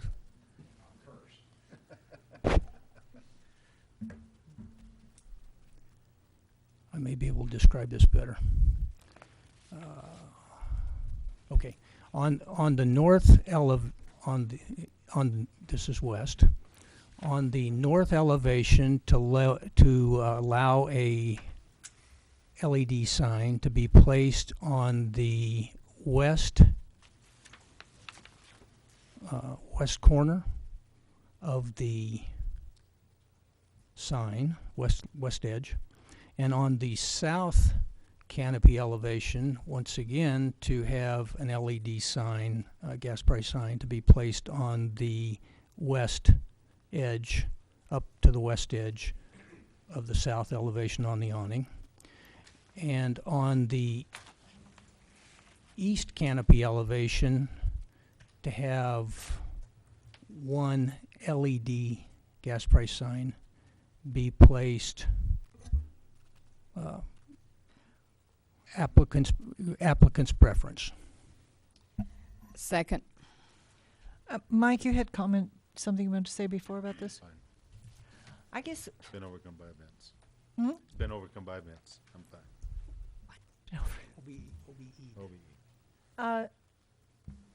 I guess I'm uncomfortable. I mean, the applicant came to us.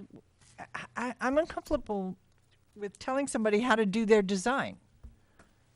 You know, I'm not. You know, You might. Except that I heard him say we didn't want to come with a full basket, and this has opened up an opportunity for you. Is that correct? We're glad. That's what I'm hearing. We're Yeah. full agreement. That's what I'm hearing. My only worry, and maybe I'm the only one who's worried about it, is just, and maybe my ignorance of the situation, but the diesel fuel and having those 18-wheelers pull in and out of there. I don't know. Well, you get a lot of 18-wheelers. I think maybe a little bit misunderstanding about what the delivery trucks. Oh, I understand them. Yeah. That's, I mean, we're talking about the same size unit, you know, like that is, I mean, this store is not designed for semis. Right. To come into the load. They're going to be out on 135 and. I don't know. It's Yeah. just We too much have- trouble. It slows them down. We have delivery trucks delivering to the loading docks of Tom Thumb every day. That roundabout was designed for 18-wheeled vehicles. They maneuver and do so very easily throughout that entire intersection. Yeah, that's not an issue. The delivery trucks, though, come at off hours. I'm just worried about during the middle of the day when these trucks are coming in for gas. Those delivery trucks come at first thing in the morning. I mean, I run into them coming into work. You work earlier than I do. And you work later than I do. No, if you guys aren't worried about it, then I'm not worried about it. I just wanted to bring it up. I can't. Question to you: do you is there a lot of usage of your kiosk gas for these huge big trucks? No, ma'am. In fact, it's probably Slows them 2%, down. and there's only 2 pumps that have diesel on them. Okay. So you're limited there. And we don't have many 18-wheelers stopping to get gas and groceries. It's very small. No, absolutely, yeah. That makes sense, all right. Okay. Danny? Glenn? Glenn, do you have anything? Oh, you got the amendment.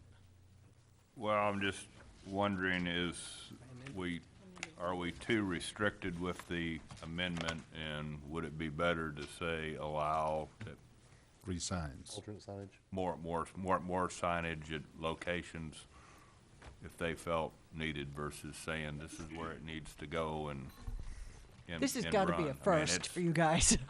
I mean, it's, and that's,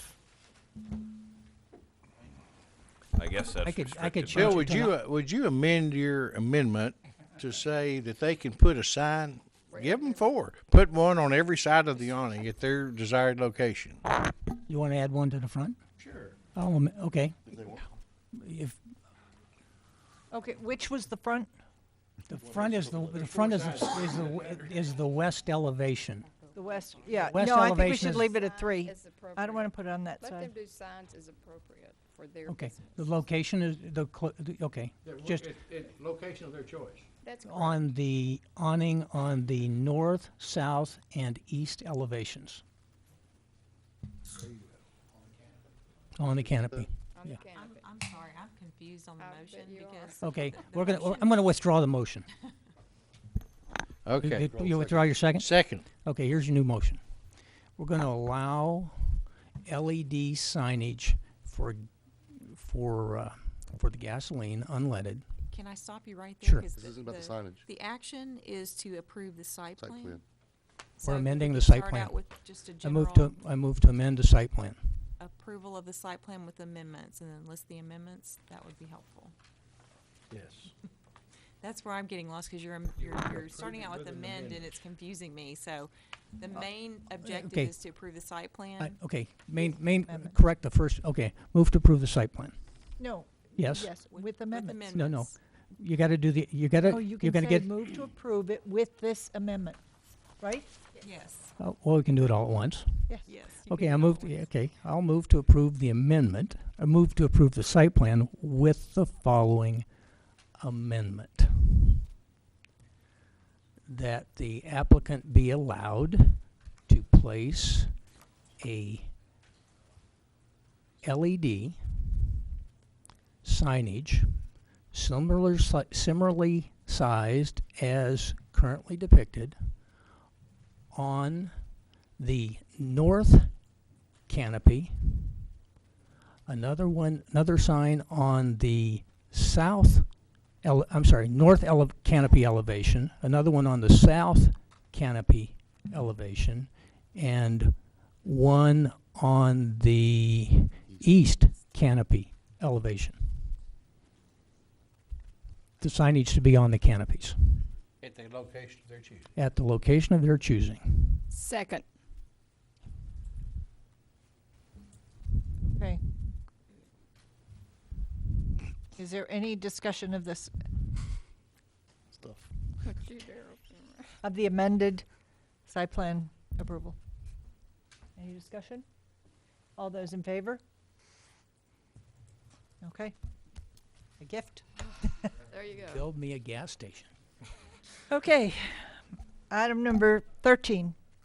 Consider and take appropriate action regarding a request for approval of an amendment to ordinance number 9917 P&Z, the same being Plan Development number 21, Plaza Shopping Center, to allow 2 monument signs to increase in size. The applicant is CS Realty on behalf of Randall's Tom Thumb. I have a question on this before we make a motion. It specifically says in this motion to allow 2 signs to increase in height. It's 4. And you said that, It's 3. Tom, if I wrote it incorrectly, I apologize.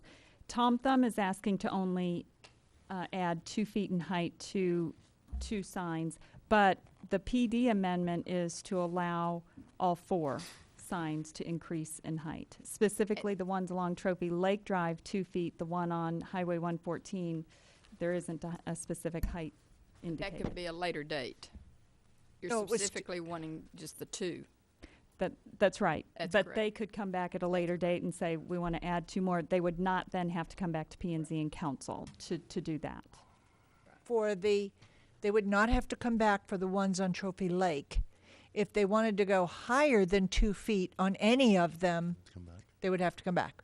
On any of them except the one on 114. That one can increase more than 2 feet in height, but not the ones along Trophy Lake. Only 2 feet in height along Trophy Lake. If they want more than that, they'd have to come back. The one on 114 we left off as a specific height. So that means they can increase it, or they need to? They could increase it without having to come back to P and Z and council for the one along Highway 114. That's on page 97. Okay. Let me, Mayor, Which I'm, is what you're which is what you're in conversation with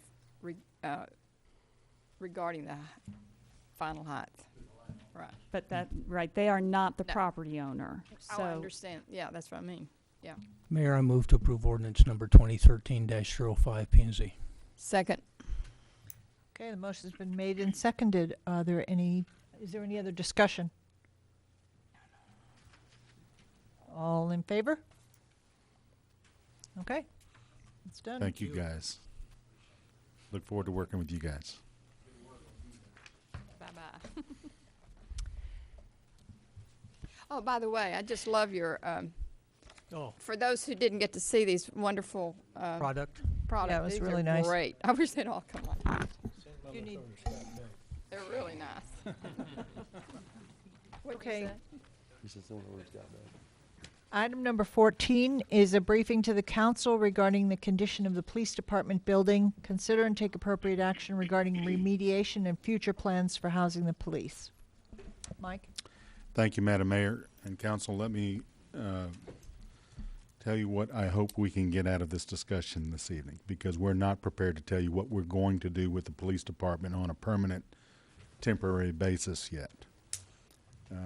There are significant concerns and issues that need to be addressed in coming up with a temporary or permanent temporary solution for our police department that generally don't, if it were just a straight, simple office building, if it were the administration offices that had to be relocated, much more easy to deal with. But in the fact, in the police world, you've got evidentiary rooms that have to be secured, locker rooms for your police officers,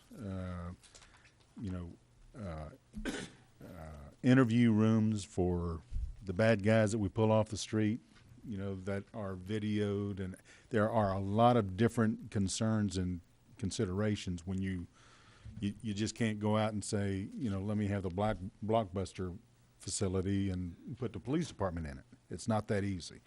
So as a consequence, I don't have solutions yet with the permanent, temporary solution to what we're going to do with the police department. Chief Niffen and Stephen Seidel are busy researching that. What I'm looking for tonight is some direction and action by the council to tell me what to do with the existing building. Because whatever that permanent temporary solution is going to be, it's going to have, what we do with the existing facility will have a dramatic effect on what those options are.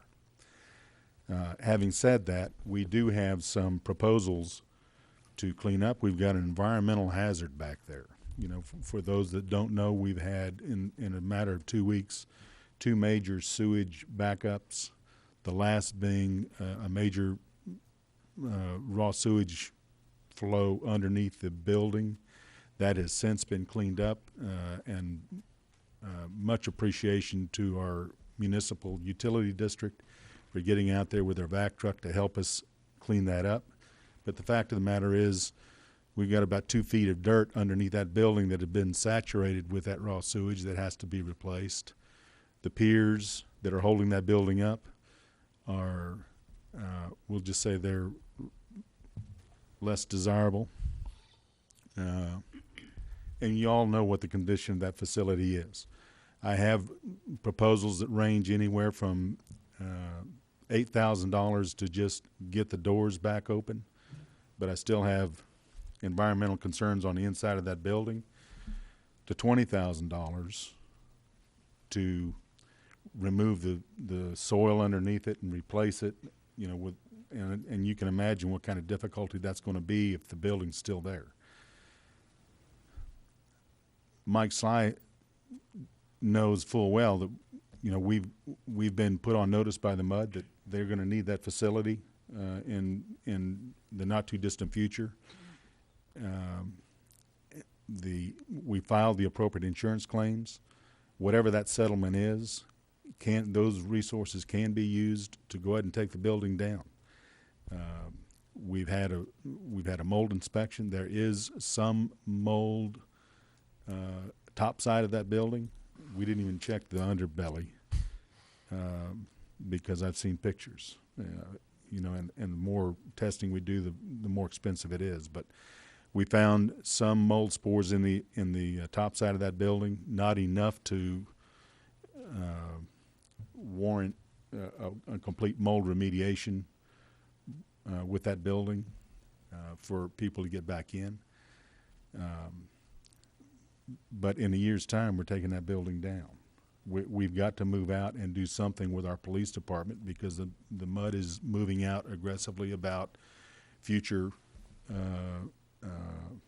water reservoirs, ground storage tanks, or whatever that they choose to do to increase their water storage capacity.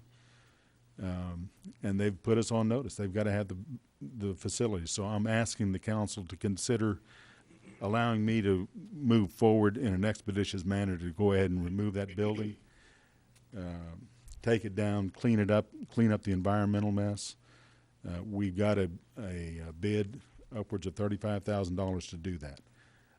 I think cleaning it up and getting it habitable again is going to, as a minimum, double that. We can use insurance proceeds to help us offset that cost. We can then have, it opens our permanent, temporary options open again. We can bring another temporary facility and put it back on there once we've got it environmentally cleaned up. But I need some direction. If it's to repair that building and get them back in there until we can do something, that's fine. I would think that it would be a much smarter decision, business decision, to go ahead and take the proceeds, take the building down. We know what kind of condition it's in. It's seen its better days.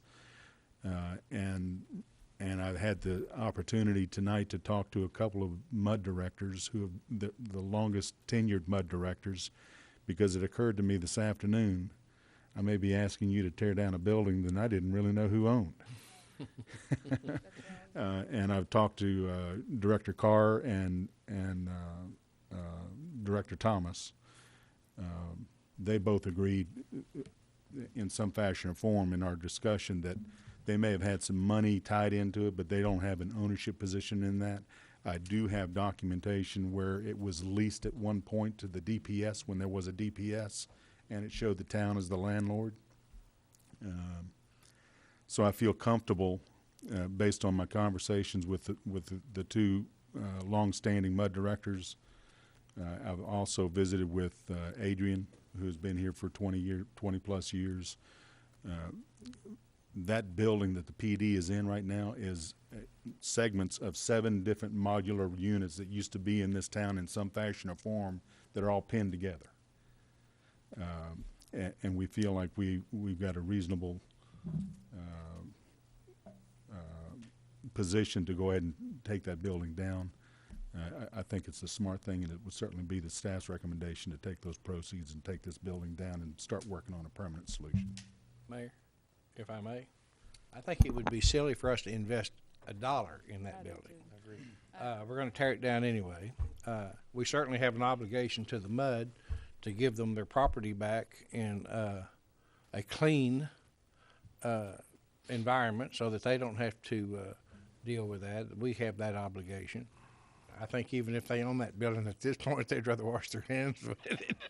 But I would prefer that we just abandon that building and tear it down and move forward and let you figure out what we're gonna do. And we obviously are eventually gonna have to build something, but we got something to deal with in the meantime. But that would be my suggestion. I just don't see spending another nickel on that building. Oh, go ahead. Do you have a idea, throw spaghetti against the wall, time frame of when we'd have a temporary permanent solution or a permanent temporary solution? We've got quite a bit of information, but we want to reach out to FEMA. FEMA has not only just the family trailers, but they actually have temporary office buildings that are available at a very reduced cost to other governmental entities. Mm-hmm. So I want to run down that road and see where it leads us before we commit to anything. But I would anticipate that we would get something to you certainly in the month of March for consideration. I don't think I can come back. We're meeting on the 4th and the 18th of March. I don't know that I'll have potential solutions for you by the 4th of March. But what we will do is go ahead and get busy about taking that building down, depending on your actions tonight. If you give me that direction, we'll get busy about taking that building down, cleaning up the property so that we can do whatever we got to do to facilitate. And I'm very appreciative of the fire chief and the fire department for allowing us to hole up in the fire department. They're sitting on top of each other, and 3 and 4 people sharing an office space, and we're making do with what we have. But it's kind of like having your in-laws come in and, for an extended visit, and I get that. And they've been very, very gracious, and they're getting along fine. But we need to come up with a permanent temporary solution sooner than later. I spoke to Chief Thompson about it. He said he didn't mind as much because it's increasing his winnings on poker night. So I think he's okay with it. But I am. I lean towards taking it down. However, I'm a little concerned with doing that before I understand the cost implications of not a permanent solution, but a permanent temporary solution. So, in other words, if cleaning it up and making it habitable again cost us $80,000, but a permanent temporary solution costs us $200,000, well, maybe that's a different decision. I do have some pricing that range anywhere from $10,000 a month on the high end to $2,500 a month in a rental situation. Whatever that temporary solution is going to be, it's crimped into that $500,000 tax note that you guys issued. That's what I'm thinking. We certainly didn't budget for this, and it's one of those kind of things that comes along that you just have to deal with and react to. So we're fortunate that we're in a position to be able to take care of that without having to. That's right. So you would rent the facility temporary versus facility, and frankly, we've talked about this debt restructuring plan. That may get moved up a little bit, Right. And we're looking at that alternative and what kind of impact that would be. And we'll lay all of that out for you when we come to you with these alternatives. But if that gives you any idea, Mayor, in terms of what we're looking at, we've approached executive suites in town. We've approached the folks in the Tom Thumb Center, but I don't know if they have a storefront that's available to us. We've had some discussions with the Commons folks. They're fixing to build phase 2, and they'll build a suite. If we wanted to get really busy and build a facility there, that's an option that we're looking at. We're looking at all kinds of different options. I'm just not ready to tell you what those are yet. I don't have the detail. Why wouldn't we want to go to Commons? I think Commons would be a great place. Well, I hear what you're saying about the Commons, but that's prime commercial development property that I definitely don't want to take off the rolls. What isn't? Well, I get that, but we'll certainly explore all the options and talk to everybody that we know to talk to. Just looking at the equation a little bit, if it costs $35,000 to bring that building back up to habitable? No, 35 grand was to take it down and get rid of the environmental Okay. dirt. Well, the environmental dirt's going to be there either way, no matter what you do. That includes remediating that problem. Yeah. Okay. But It's We're going to gonna come have to down. move anyway. It's going to we come don't down. Yeah, in 1 year, we're going to be out. Yeah. So, well, that's true. It's going to come down. Is that true? Looks to me like, the sewer system made our decision for us about just moving help, ahead. it just helped us forward, yeah. I'm just concerned with our temporary solution costing a great deal of money. Yeah. And making a decision to tear down the building before we know. But if we do have a year deadline on the, if we actually have that year deadline on the property, then we're going to need that solution anyway. Well, the MUD directors got a briefing from their MUD manager about the need for additional storage capacity at their last meeting, and I'd encourage you to go out and look at the video. So they do They've got a need. anticipate needing it. They Okay. anticipate a need for additional storage. Well, then I would say we need to go that direction. Yes, ma'am. That makes our decision for us. Yeah. Yes, Mayor, if I may, I don't know if it's Chief Niffen or Town Manager, but so just so I'm clear here, we have vacated the building, but I assume there's substantial amount of property and other things. What is left in the building right now that would need to get moved out and stored in a secure manner?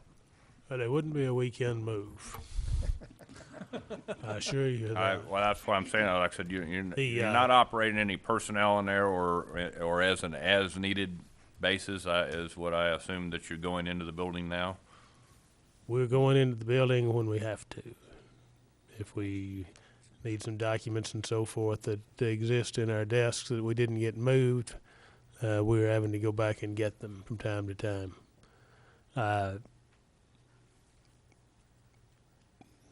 The move would require that the desk and so forth, file cabinets, and notebooks and pictures and so forth, be wiped down with some type of disinfectant before we moved them. We could transition from our existing building to a new building over time. I could not begin to give you an estimate on how long that would be. We do have to have an area to secure evidence and property. It has to be transported securely. We have,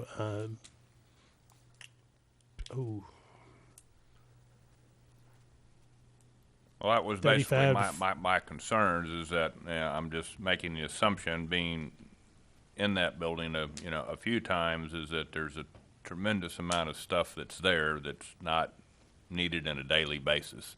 So I mean, Yes, you're sir. taking your operational crews and you've moved out temporarily to the fire department, but there's a lot of material there. You're either going to have to look into storage trailers or something like that to be able to move that in, be able to secure that property and evidence that you have in the existing facility.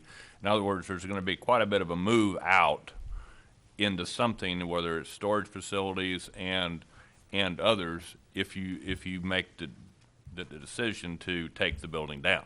yes, sir. There are specific guidelines, particularly along the lines of storing records. Not Teletap anymore. It's the TLET system that we have there. We have to get permission from the state to move, to relocate it somewhere else. That would be something that might be several weeks getting it done. Any number of roadblocks that will come up, difficulties that we will face in moving. This does, however, give us an opportunity to evaluate everything that's in there at the same time, determine if we've been storing it just because we've been storing it, or if we actually have a need for it somewhere else. Correct. Well, I guess where I'm one of the reasons I'm heading this direction, I mean, we're tentatively scheduled to have a joint meeting with her, with the MUD in a week and a half.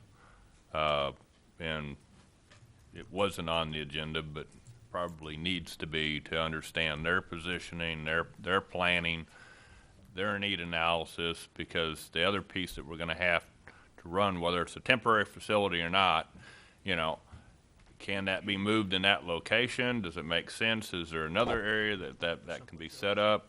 Obviously, logistics-wise, you want to be somewhere centralized in town for response and base. So there's obviously a lot of decisions to go into that process to get done, and I think it'd be best that, you know, that we have a thought-out plan and we do it not only cost effectively, but we've also got to be able to do it that it doesn't interrupt the needs of your staff, and we maintain a safe community out there. The MUD's 5-year plan is on that agenda, as well as the town's 5-year capital improvement plan, right?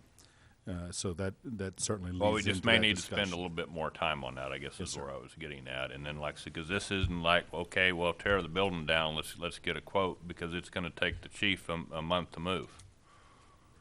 Because obviously he's got to, you know, and there's a cost associated to that, because he's either going to have to bring other officers in and run and look at an overtime basis and stuff like that, while we're maintaining a safe community. So it's not just a snap your fingers move. And we have to figure out where all that stuff is going to be stored. Right, that's the big concern. Correct. I mean, We're coming up with all of those contingencies as we speak. And just I didn't know that we were going to get into the detail, but well, I guess we've where had I'm these kind heading of with all this is just, I mean, what type of what other general direction do you need to hear from council? That you're okay with taking insurance proceeds to fix that building and tearing it down and getting rid of that building. And that's the action item for tonight. Yeah. All the other stuff is predicated on what we have to do there. If I can move a temporary building back in that spot in coordination with the MUD for X amount of time, you know, and then we get busy with the RFQ process and where we go for permanent wait a minute. facilities. If you're going to move a temporary building back onto that spot, then that sort of, it goes against what we just said a few minutes ago, that we had to do something because we had to be off of that. I'm not. Near that spot. I guess I don't understand why you need a decision tonight to tear down the building when we don't have enough facts.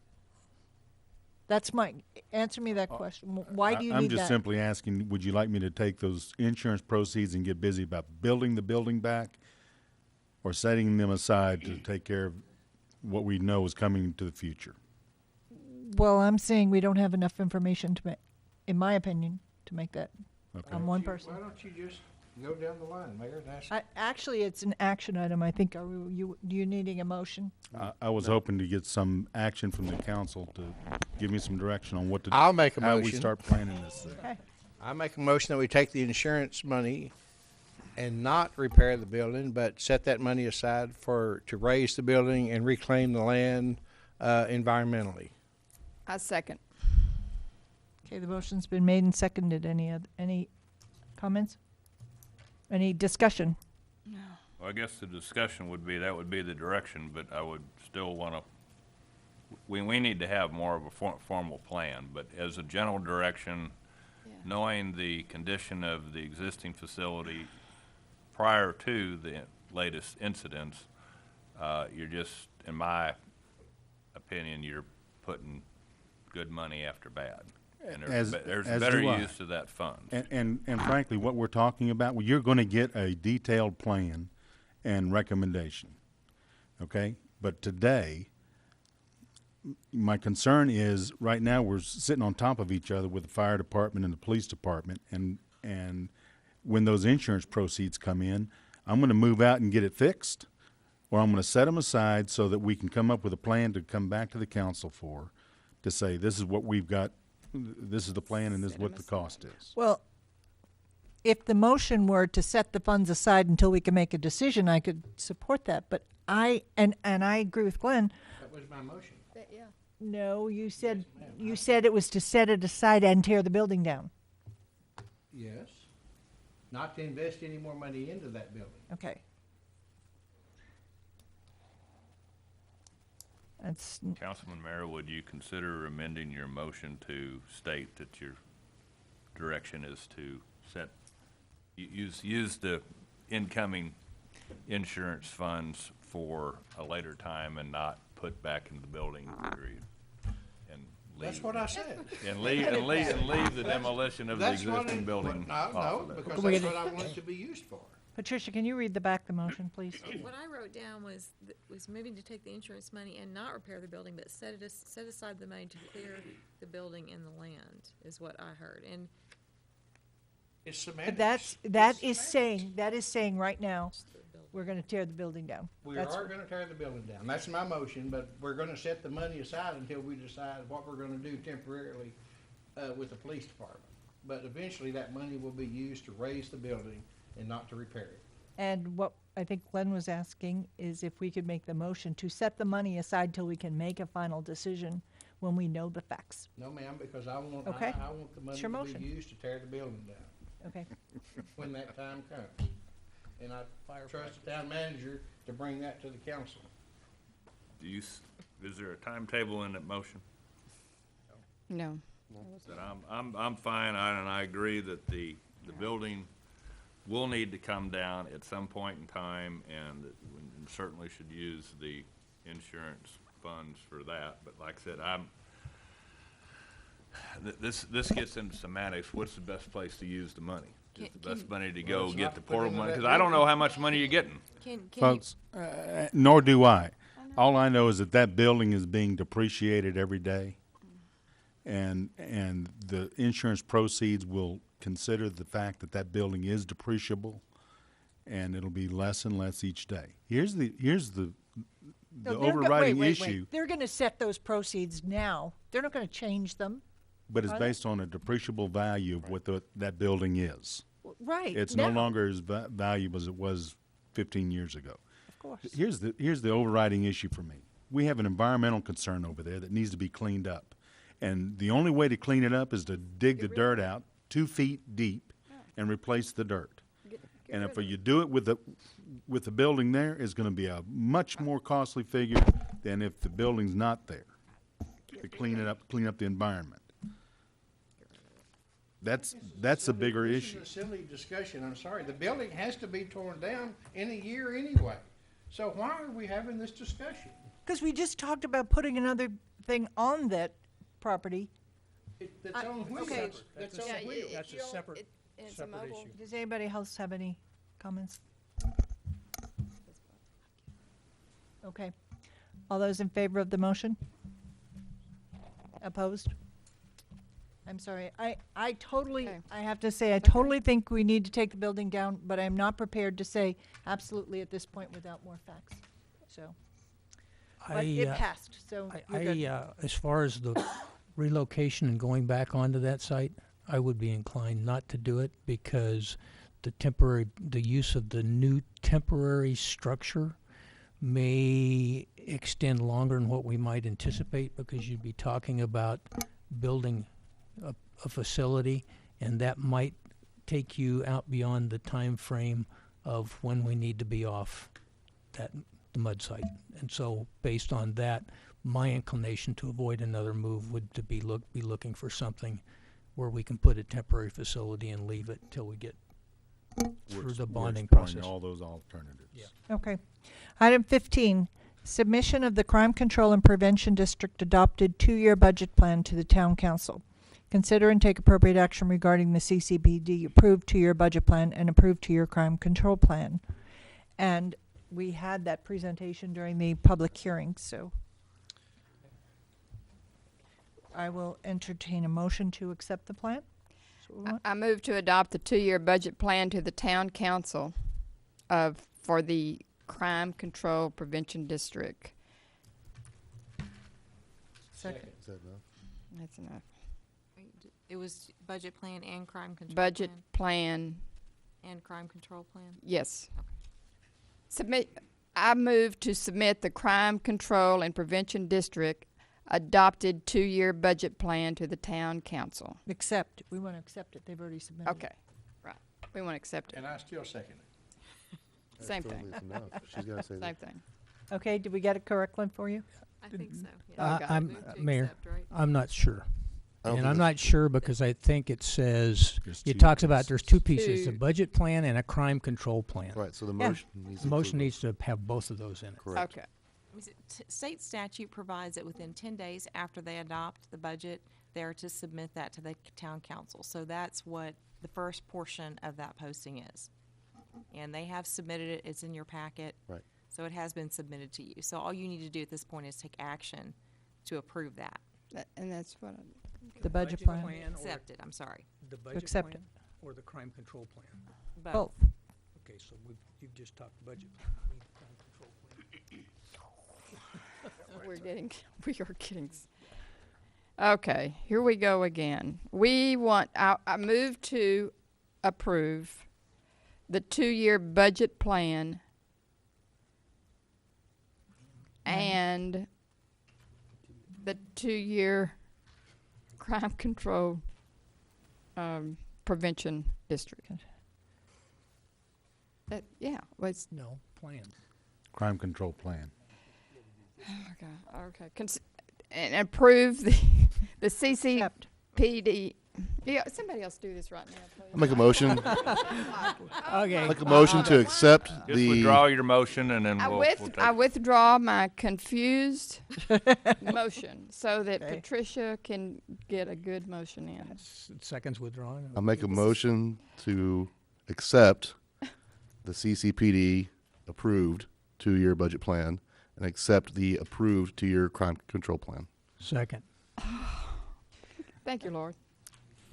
Okay, the motion's been made and seconded. Is there any discussion?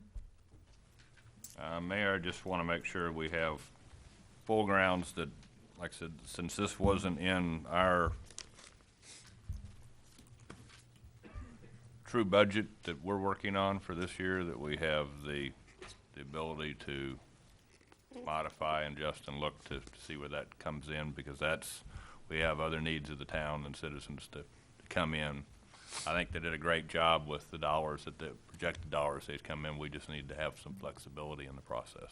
The actual process, if the citizens vote the CCPD in May, you'll appoint a permanent CCPD board, and just like the 4B board, they'll go through that budgeting process all over again during the budget cycle, and you'll present their FY14 budget, Yeah, October. just like 4A does, just like the town does, for your consideration in September. And that means that we don't have flexibility to spend that elsewhere. That money is designated to yeah. CCPD. That's right. Once the permanent board, well, once it should, Citizens you vote know, for and it. hopefully the citizens do choose to approve the board, and once the board's approved and then they submit that budget, then that's what we work with. That's right. And it may all go to the police department. Okay. Any other discussion? All in favor? Again, thank you guys. so much. I think it was an excellent Great package. job. Yep.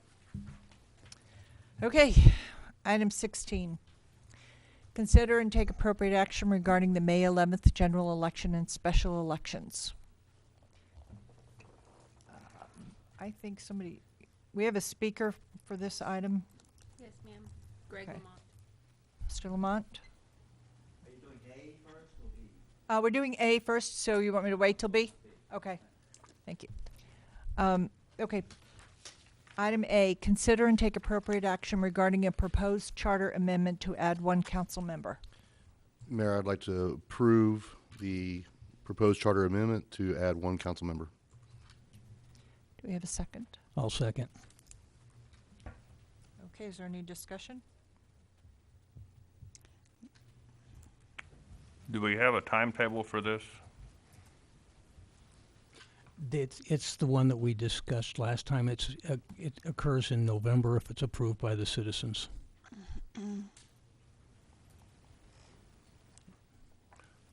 Well, my only thought process is that we phase it into future election cycles, that we have Well, if we go to 7, and if the voters choose to go to 7 folks at this particular time, then that we have Yes. a 2-2-3 process. It's written so it aligns with your seat. Which would make it 2 to Which- 2. It starts off, it's about 2.5 years. The first term's about 2.5 years, and then it goes into the standard 3-year cycle, and we'll match up with you. So we will have a two election, 3 election cycle for board positions. So if it's improved in May, then basically it would tie into the November election, and that would be the election for the 7th council person. Exactly. Effective For a 2.5-year term. or effective 2013. Yes. And actually, if I understand correctly, this would be the best time to do it, to create that 2-2-3 situation. Well, it gets us the closest to a 3-year term. Right. And It create it, I shortens see. that initial term to just a little less than 3 years. Of course, that would do lots for our meeting length with another council member. I just sort of throw that out. We will introduce time limits.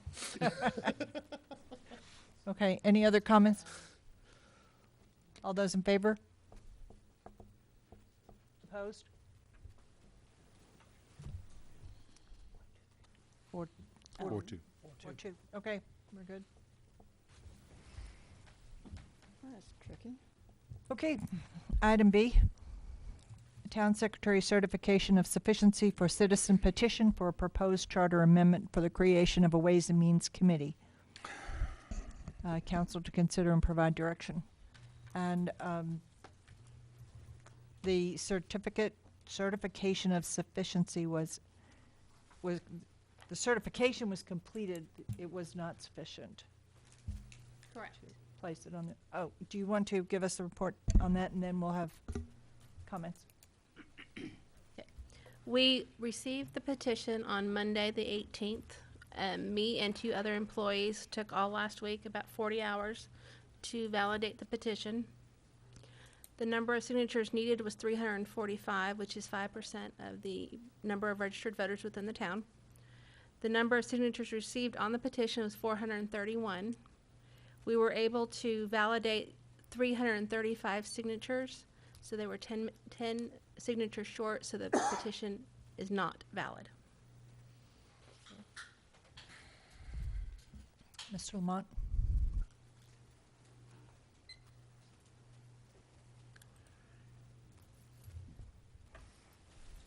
Thank you. Greg Lamont, 15 Avalon Drive. First of all, I'd like to thank those residents that took the time and effort to collect the signatures, and more importantly, the residents that signed the petition to place it on the ballot. The petition has met all the requirements under Texas law, in particular Texas Local Government Code, Section 9.004, Charter Amendments, and Texas Election Code, Chapter 277, Petitions. We collected the required amount of signatures plus 20%. It was therefore with great disappointment that at 4:00 p.m. today, I received notice that our town staff rejected our petition based on names, addresses, and dates of birth that they felt they could not read or understand. I would remind this council, and in particular Ms. Tiffany, that the sheets that I saw that Steve Smith and Phil Smythe collected for the liquor initiative were really no different. We are a small town. To say that an address or a name is illegible is laughable. This petition was circulated within the town, and the voters will take it out on the elected officials at the ballot box. When the charter was drafted, the original members did not consider that a town staff would be hostile to an amendment. Madam Mayor, in the 2009 mayor's debate, you stated that one of the first things you were going to do was a Ways and Means Committee. True to your word, you put it on the council agenda on August 17, 2009, where you stated that you do not have the time to do that. The agenda item read, "Consider and take appropriate action regarding the creation of a Ways and Means Committee." Item was sponsored by Mayor White, Mayor White suggested the council discuss implementation of a Ways and Means Committee in order to help draft financial rules and procedures, training and oversight of these policies. And she, that would be White, you, Madam Mayor, does not feel she has the time to review all of the numbers. Mayor White expressed frustration that she cannot get the council together to discuss the budget and that she does not think the council is adequately reviewing the budget and the spending. I spoke with John Culhane of the Texas State Secretary of State. He said it best. A town council can do game playing. They are motivated to figure out a way to thwart the petition takers. The ballot field should be the ballot box. I would ask that you either reconsider this petition or allow the charter amendment to go forward and to be placed on the ballot as a council action. And do not do what the previous council did with rejecting 2,257 signatures. Let the voters decide. Thank you. Thank you. I obviously need to answer that question. And yes, that's true. I did. When I ran for election, I said I wanted to do Ways and Means. I said a lot of things, and most of them actually we followed through on. But that one, I must say, I had a lot to learn. And I came from a different organization that had a different structure. Cities of our size we have voted in our charter a council manager form of government, and that creates a different dynamic than it does in other organizations. We have a professional staff. We have an outstanding staff, many of whom were not here at that time. We have an outstanding council who is more than willing to spend the time it takes to understand what goes into our budget. We have developed that strategy map that you see on the wall, which guides how our budget is built and guides the expenditures that we make. And I think that we show all the way through when you look at our agenda what items of our strategy that are targeted with the thing that we're doing. So yes, I definitely did, and I totally admit that I did propose that, and I did bring it up at the time. I feel that what I have learned in the process about the way things are done in a city, about the training I've had with the Municipal League, and about the new staff that we have on board, I feel that the Ways and Means is no longer something I would support. We did, however, put in the CFAB, which I totally supported, to help do the analysis. So I really needed to obviously answer that question. I also know, because I was there last week when this was all transpiring, as it was, we gave the people extra days. That petition was supposed to have been turned in on Friday the 15th. And we really did try to step out there and accept it on the 18th. And I know our staff tried really hard, but we have to follow the law as well.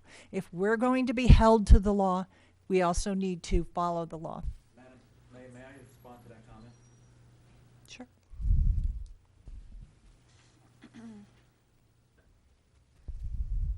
And maybe this is more of a question for the town attorney. According to the Denton County Election Committee and the Secretary of State, the last day for filing for this year would be March 1st at 5 p.m. No, that's the last date we can file an election.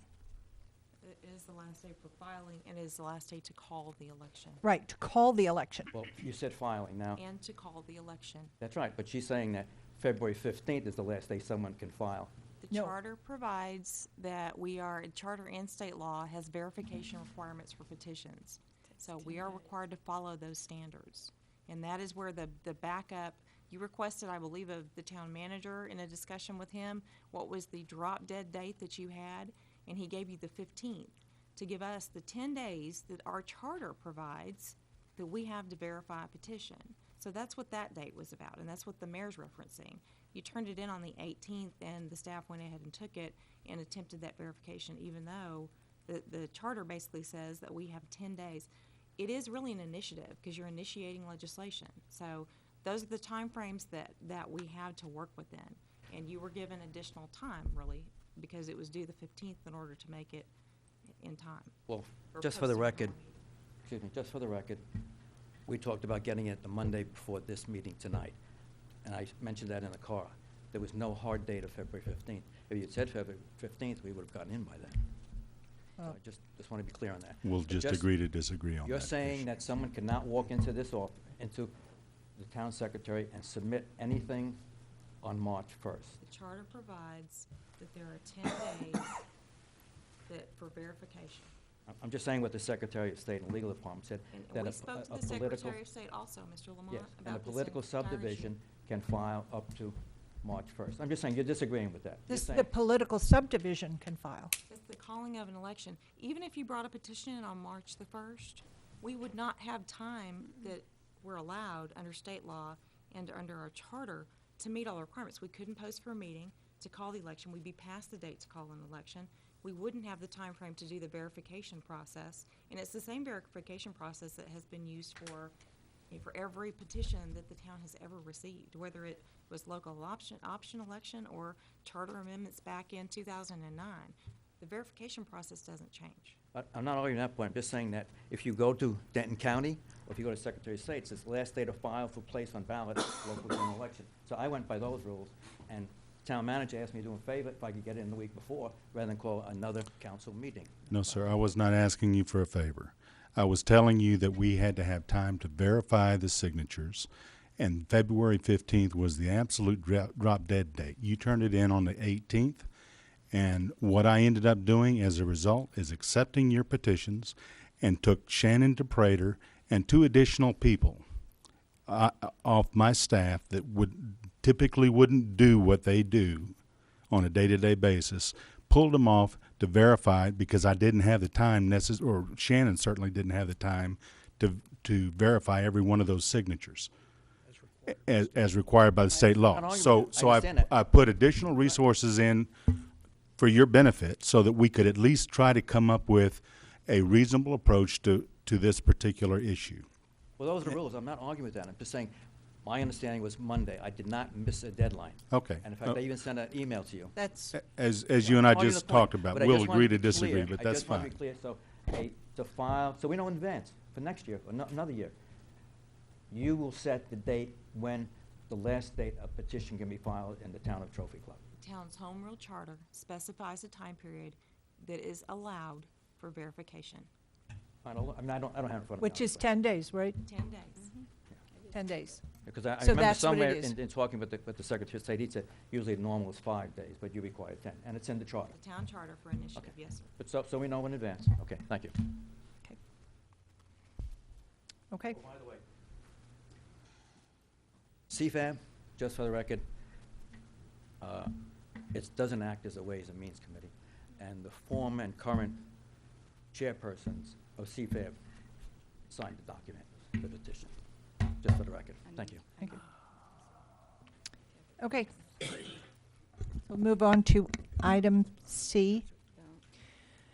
Consider and take appropriate action regarding the approval of an ordinance ordering and calling a general election to be held on May 11th, 2013, for the purpose of electing 1 council member to place 5 for a 3-year term, and ordering and calling a special election to be held on May 11th, 2013, for the purpose of submitting to the voters a proposition for the termination, dissolution of the Trophy Club 4A Economic Development Corporation and the associated 1/4% sales and use tax, for the purpose of placing on the town's ballot a proposition for the creation of the Trophy Club Crime Control and Prevention District and the adoption of a local sales and use tax at a rate of 1/4%, and for the purpose of submitting to the voters various proposed amendments for the town's home rule charter, providing for canvassing of returns, providing for a runoff election as necessary, adopting provisions relative to publication and other matters necessary to conduct the election, and providing an effective date. Mr. Sly, did you have any other? I'm going to defer to the town attorney who's prepared the ordinance. And you have a document in front of you that I couldn't give you a final of until after the votes tonight, and until after we saw what was happening with the petition. But what you have in front of you right now is an ordinance that calls an election, and there are two whereas clauses with an or in between them. Since the add a council member has passed, that is being deleted, and there are 18 proposed charter amendments that will be on the ballot. You have the general election for place number 5. You have the election to eliminate the EDC 4A 1/4 of 1% tax. You have the creation of the CCPD with the adoption of 1/4 of 1% tax. So those are the items that are incorporated in this ordinance. I left it in yellow and highlighted that for you just to draw your attention there, but I'll take the highlighting out and everything when it's final, but it will be 18 charter amendments. To include the add one council member, that language is also incorporated in the bottom and it's highlighted. The state law is a little unique with regard to the CCPD. It does state that the CCPD will order the election. The CCPD temporary board took action to do that last Wednesday, and so what you have before you is the town including that proposition on its ballot, and that is all incorporated in this ordinance. Mayor, I move to approve ordinance 2013-06, utilizing on page 3 the second yellowed whereas and eliminating the first yellowed whereas. Second. And that is going to say 18 on there, right? On the Yes, second one. 18. With the correction to 18 on the second yellowed whereas. Okay, the motion's been made and seconded. I have a question on 4.01 and 4.02. If Let me stop you for just a minute, because on the whereas, it is 17, because it's written as council has determined it appropriate to submit all 17 of the amendments proposed by the CRC, and then one additional council initiated, so it is 17. I'm sorry. Mayor. Okay. Thank you, and I'll remove that portion of my motion. On 4.02? Yeah, if 4.01 fails, but 4.02 passes, I thought these were going to be one. There cannot be a combined ballot. So what happens then?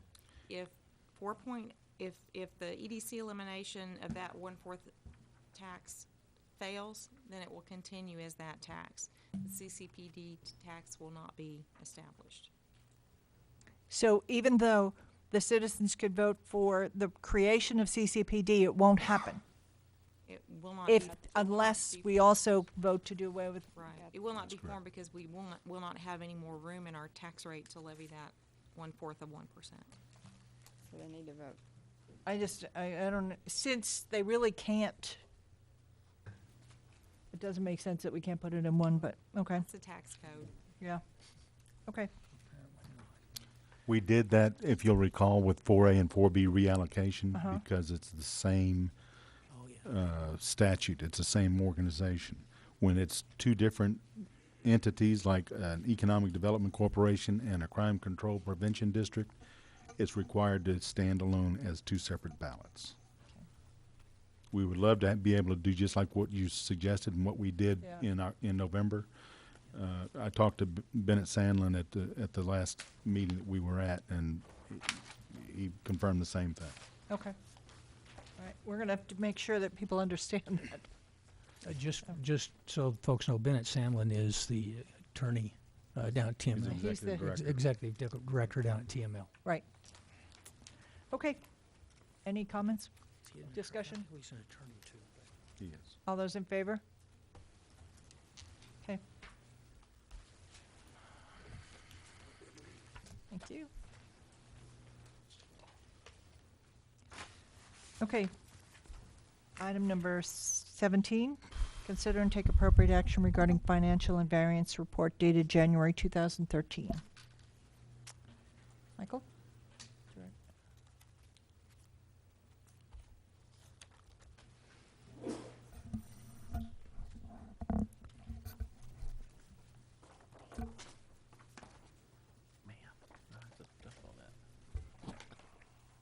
That's all right.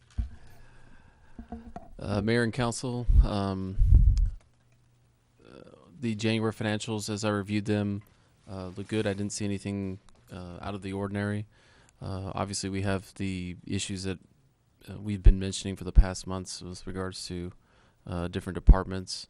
Let me make note of. Let me see if I can make this a little bit bigger for us too. 1 second here. Okay, there we go. With regards to property tax, right where we should be for the year. Let me see if I can do this for a second. Apologize. License and permits. We've had a discussion about license and permits. Building permits are not where they have been in the past at this time of the year. However, we are confident that there's other opportunities there that we didn't budget for, mainly developer fees, where we have businesses coming in that we didn't, obviously when we were budgeting in the summer, we try to be very conservative with our projections on developer fees and building permits. And we've looked over this, and I was very confident that we were conservative on building permit revenue going into the year. And we've talked with Carolyn, and we're still confident that we're going to make the building permit projection for the year.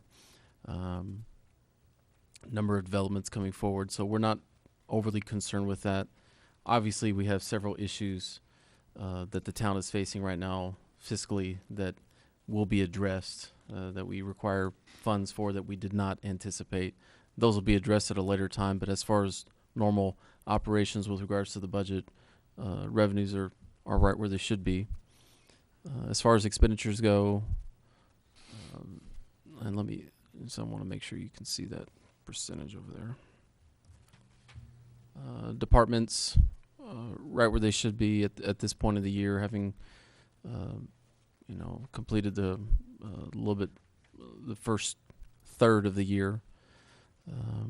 We did have some purchases in information systems right there at the end of the year that we were trying to get in last fiscal year, but it didn't happen. If we have accounting rules that we have to follow, and if a piece of equipment comes in after year end, it has to go into this year's budget, and that overlap can't be. It's difficult. You try to order it to get into last fiscal year. If it doesn't make it, it doesn't make. So that's the reason why the information systems has a little blip there. It's a little bit below where they should be. Sales tax looks good. It's definitely an increase over last year where we were, not by a whole lot, but enough where we're encouraged. And obviously, if any new development will be a great benefit there. But regardless, we're still growing. Let's see if there's anything else. And with regards to finance, obviously we had an expense related to help with the bank reconciliation, and so that is explaining why finance is where it's at.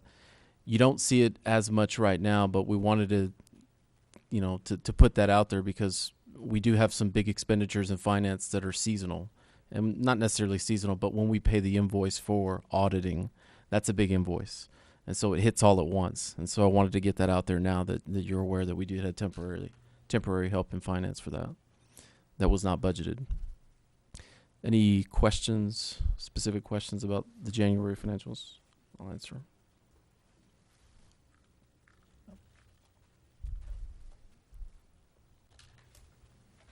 Anyone want to make a motion to accept the? Do we have a motion to accept the financial report? Move to approve the financial budget as presented through January. Second. Okay, the motion's been made and seconded. Any discussion? All in favor? Okay. Thank you. Okay, Town Council liaison updates. Parks and Recreation Board. Councilman Schrader. So this will be a real quick update. The Parks and Rec Board did meet on February 12th, 2013. We're presented with the changes to the ordinances that the council had come together and made previously. Lots of discussion was generated primarily around the lights and the usage of the ball fields and what times things should be shut down and turned off. By the conclusion of the meeting, no vote had been taken on action, and the Parks and Rec Board meeting is actually meeting tomorrow, February 26th, to finalize a vote for presentation to council on March 4th. That's it. Thank you. Did anyone else have any liaison updates? Nope. Okay. Item 19, Town Manager Sly's update. Thank you, Mayor. And I'll have a EDC 4A liaison update in my presentation here. February 6th, we had a neighborhood meeting with Fresh Meadow as we begin the design process of the storm drainage improvements in their area, in that neighborhood. I felt like that was and I think there were 3 or 4 of you that were able to attend that meeting. It's a good business model for us to practice moving forward. I think it will yield dividends with communication capability with folks who are being affected by various capital improvement projects that we take on, whether it's Indian Creek road improvements or future drainage improvements or whatever the case may be.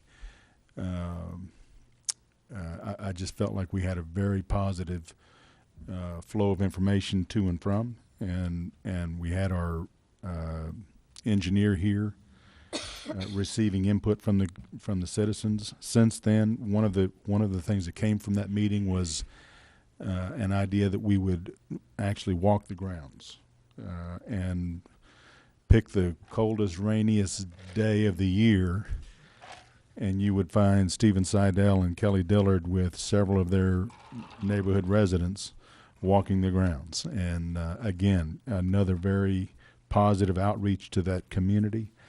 I think that they really do think that we are taking their issues to heart as we design those drainage improvements. Water's kind of unique that way. It's going to go where it goes. And we got some pretty smart fellas on our team and ladies on our team helping us to design what we can do in the most efficient way possible to mitigate the drainage concerns that neighborhood has had over the years. So I really do feel like we're off to a great start with the Fresh Meadow design. During that meeting, we articulated a time frame, and we do not anticipate actual construction until January of 2014. And we'll use this time then to work the design. We'll gather the citizens back up at the 50% design stage and say, here's what we heard from you, here's what we're doing, this is why we're doing it, and move on down the road and let that project in early December for construction in January to mitigate the problems we would have, that the golf course would have with construction on their property. So that's the reason for that long delay, is to allow for the golf course has asked us to drag our feet necessarily so that it doesn't impact their golf course operations. So the golf course is, the golf club is actively involved in Oh yes. being a great partner. In fact, they've been very participative in order for us to do the kinds of improvements that we anticipate. We're going to need access to their property and actually construct a swale on the north end of, I forgot what number hole that is, 6? 5. That backs behind the Fresh Meadow residence there.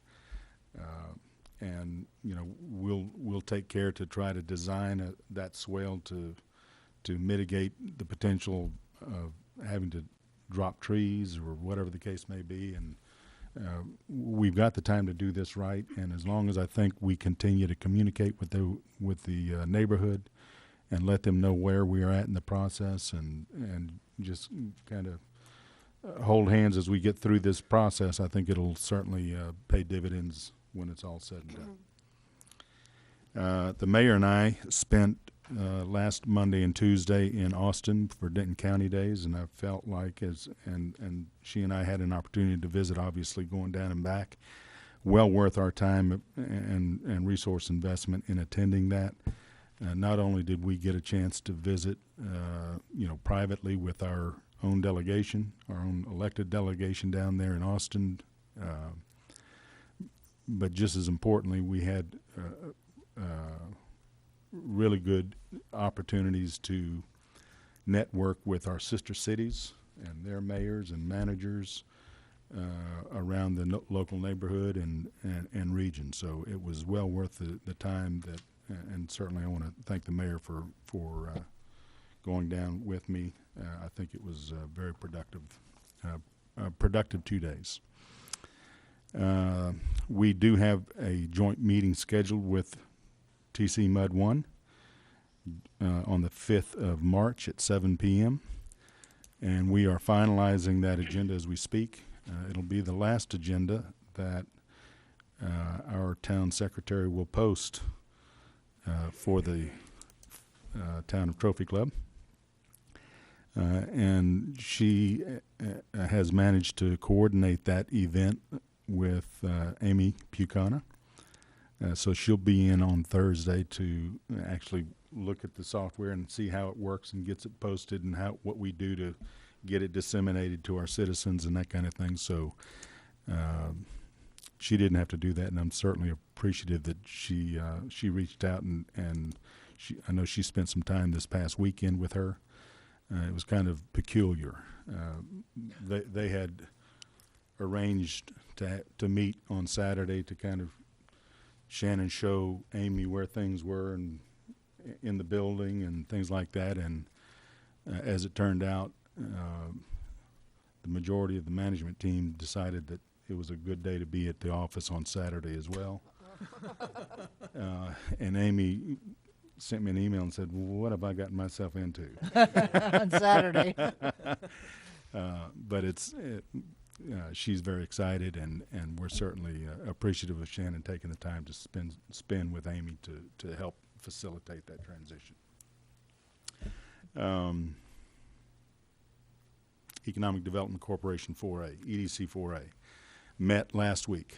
And unfortunately, I had a conflict and couldn't attend the meeting, but Adam Adams did on my behalf. And we have tax note dollars from 2007 still sitting in the bank that have been earmarked for a very worthwhile project, an effluent line to Harmony Park, $60,000. When the developers started building Canterbury Hills, I asked the developer if he would go ahead and rough in the road up to the wastewater treatment plant so I would know where we could go lay that effluent line.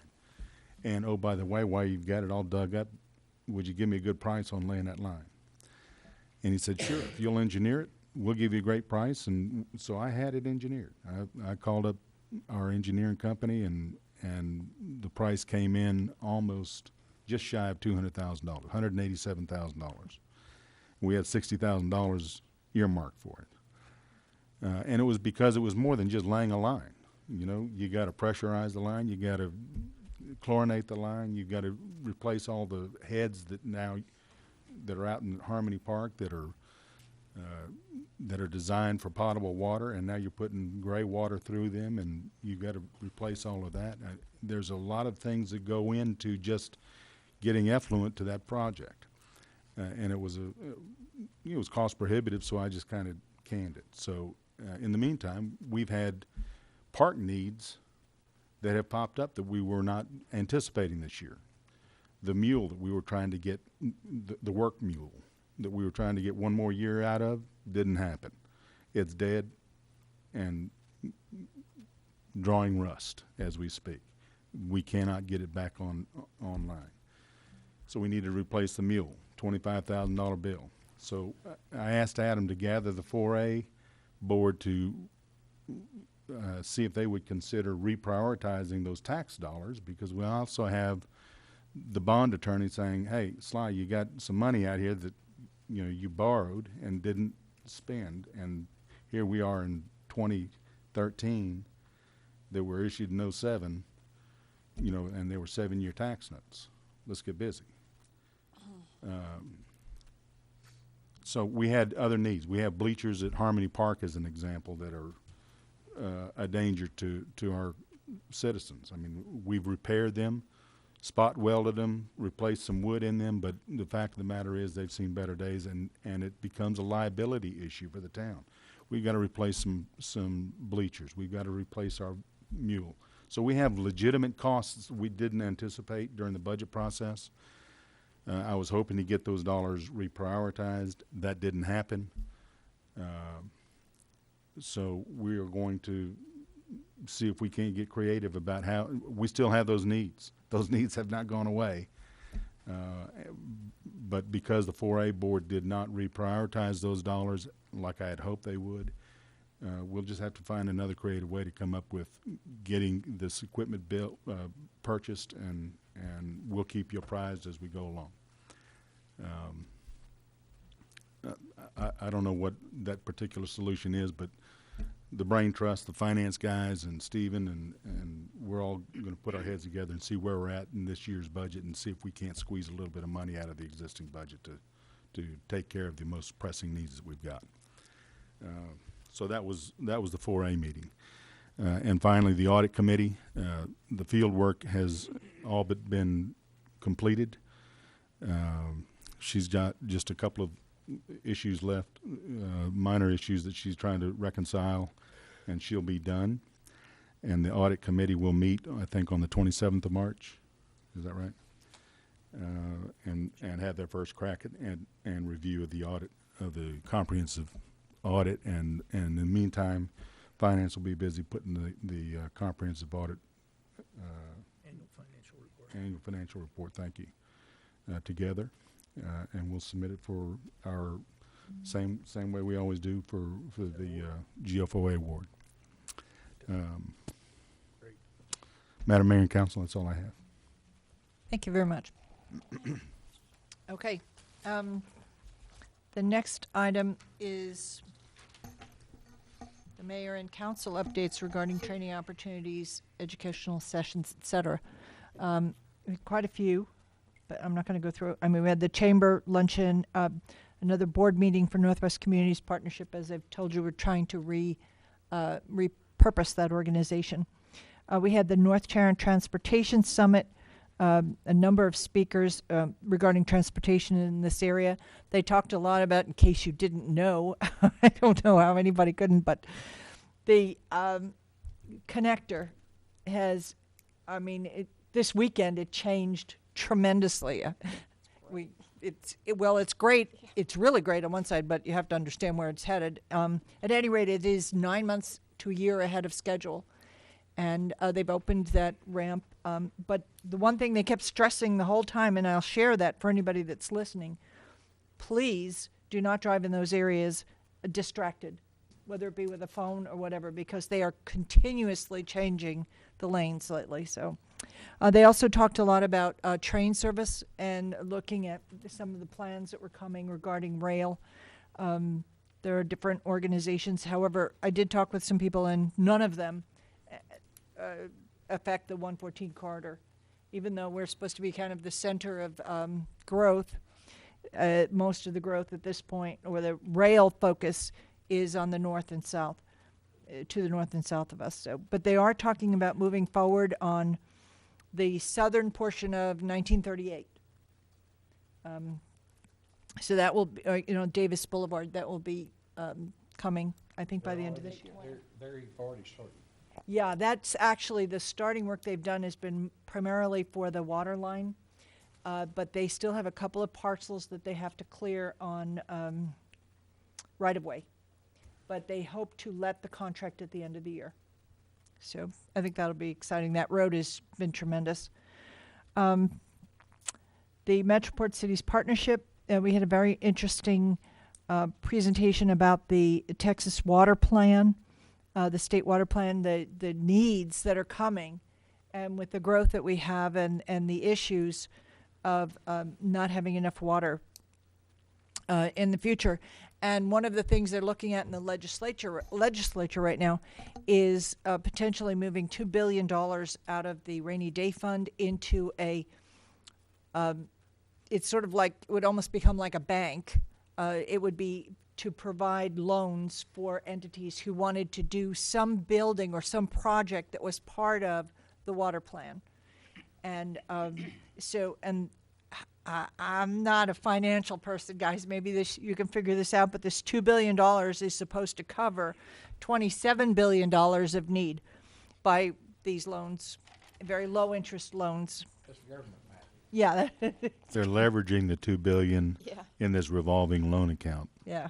To pay for effectively $27 billion worth of improvements. Right.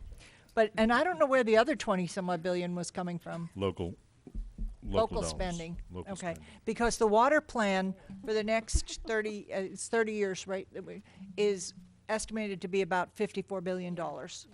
So. It's the #1 issue for Texas. Right. And one thing, just an interesting aside, one of the problems we're having is that a lot of the reservoirs are silting up. And I couldn't understand, coming from the northeast, why we couldn't just dredge them.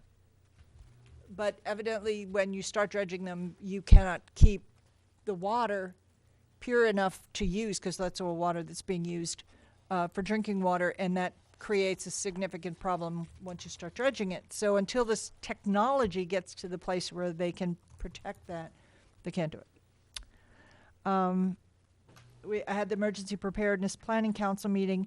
We talked about an exercise. They're doing a huge exercise in the beginning of November for this entire area, and I know that our people are involved. Also, we saw there was an excellent video, which I'll get a copy of it. It's on YouTube. It was a video that was done by some of the meteorologists, and it really was a very good description of CASA, which is a computer automated sensing of the atmosphere, I think is what it is. CASA, and it's low radar. It's radar that maps much lower to the ground, and they're smaller, so they overlap. And we are in a perfect position because 4 of the radar, it's kind of like an overlap area. So it'll give us very good coverage, and it provides much more. Like the normal radar goes every 5 minutes, this goes every minute. And it'll provide a lot better coverage for especially with tornadoes, because that's down on the ground. A lot is missed with the longer distance between the current radar. Okay, in the TML Region 8 quarterly meeting, we heard some updates on the legislature. There are a lot of concerns in legislature with so many freshmen, so many new people with very strong ideology. We heard some of that when we were down at Denton County Days. But it is what it is, and we're hoping things will. Right now, it doesn't look too bad as far as bills that will impact cities. Do you remember, Mike, what the bill was that? Was there one that we did have some concern with? I don't remember. No, I don't. But the bills so far that impact cities, the thing we always have to be careful of is the bills that take money, either put more responsibility on the city or take money from the city, like they did with the sales tax last year. But so far, we're looking pretty good on that. That's what I have. Does anyone have any other meetings or? Okay, thank you. Did you have anything to add on any of those meetings? Mm-mm. Okay. All right, item 21, items for future agendas. Does anyone have anything to add or delete? Okay. Then I would ask Councilman Strother, are you still interested in us bringing to you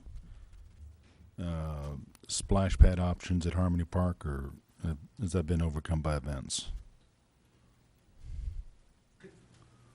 Well, we still don't have anything down there yet. I mean, and we. No, but I think the park board is entertaining idea other than splash pad stuff Yeah, too. the park board's going to both splash. Yeah. Because of water constraints and all that kind of stuff too. Right. I do think it is a little challenge, and especially with today's water needs. But we can either scratch that one as far as since it is specifically on a splash pad, and I'll certainly entertain new recommendations from the park board. I think you'll hear that So pretty soon. I'm fine with deleting it. Thank you. Okay. Okay. Item 22, council to convene into executive session pursuant to Texas Government Code annotated subchapter 551 Section 551.074A, Personnel Matters, to discuss the appointment, employment, evaluation, reassignment, duties, discipline, or dismissal of a public officer or employee. Number 1, Town Secretary Employment Agreement with Miss Amy Pucana.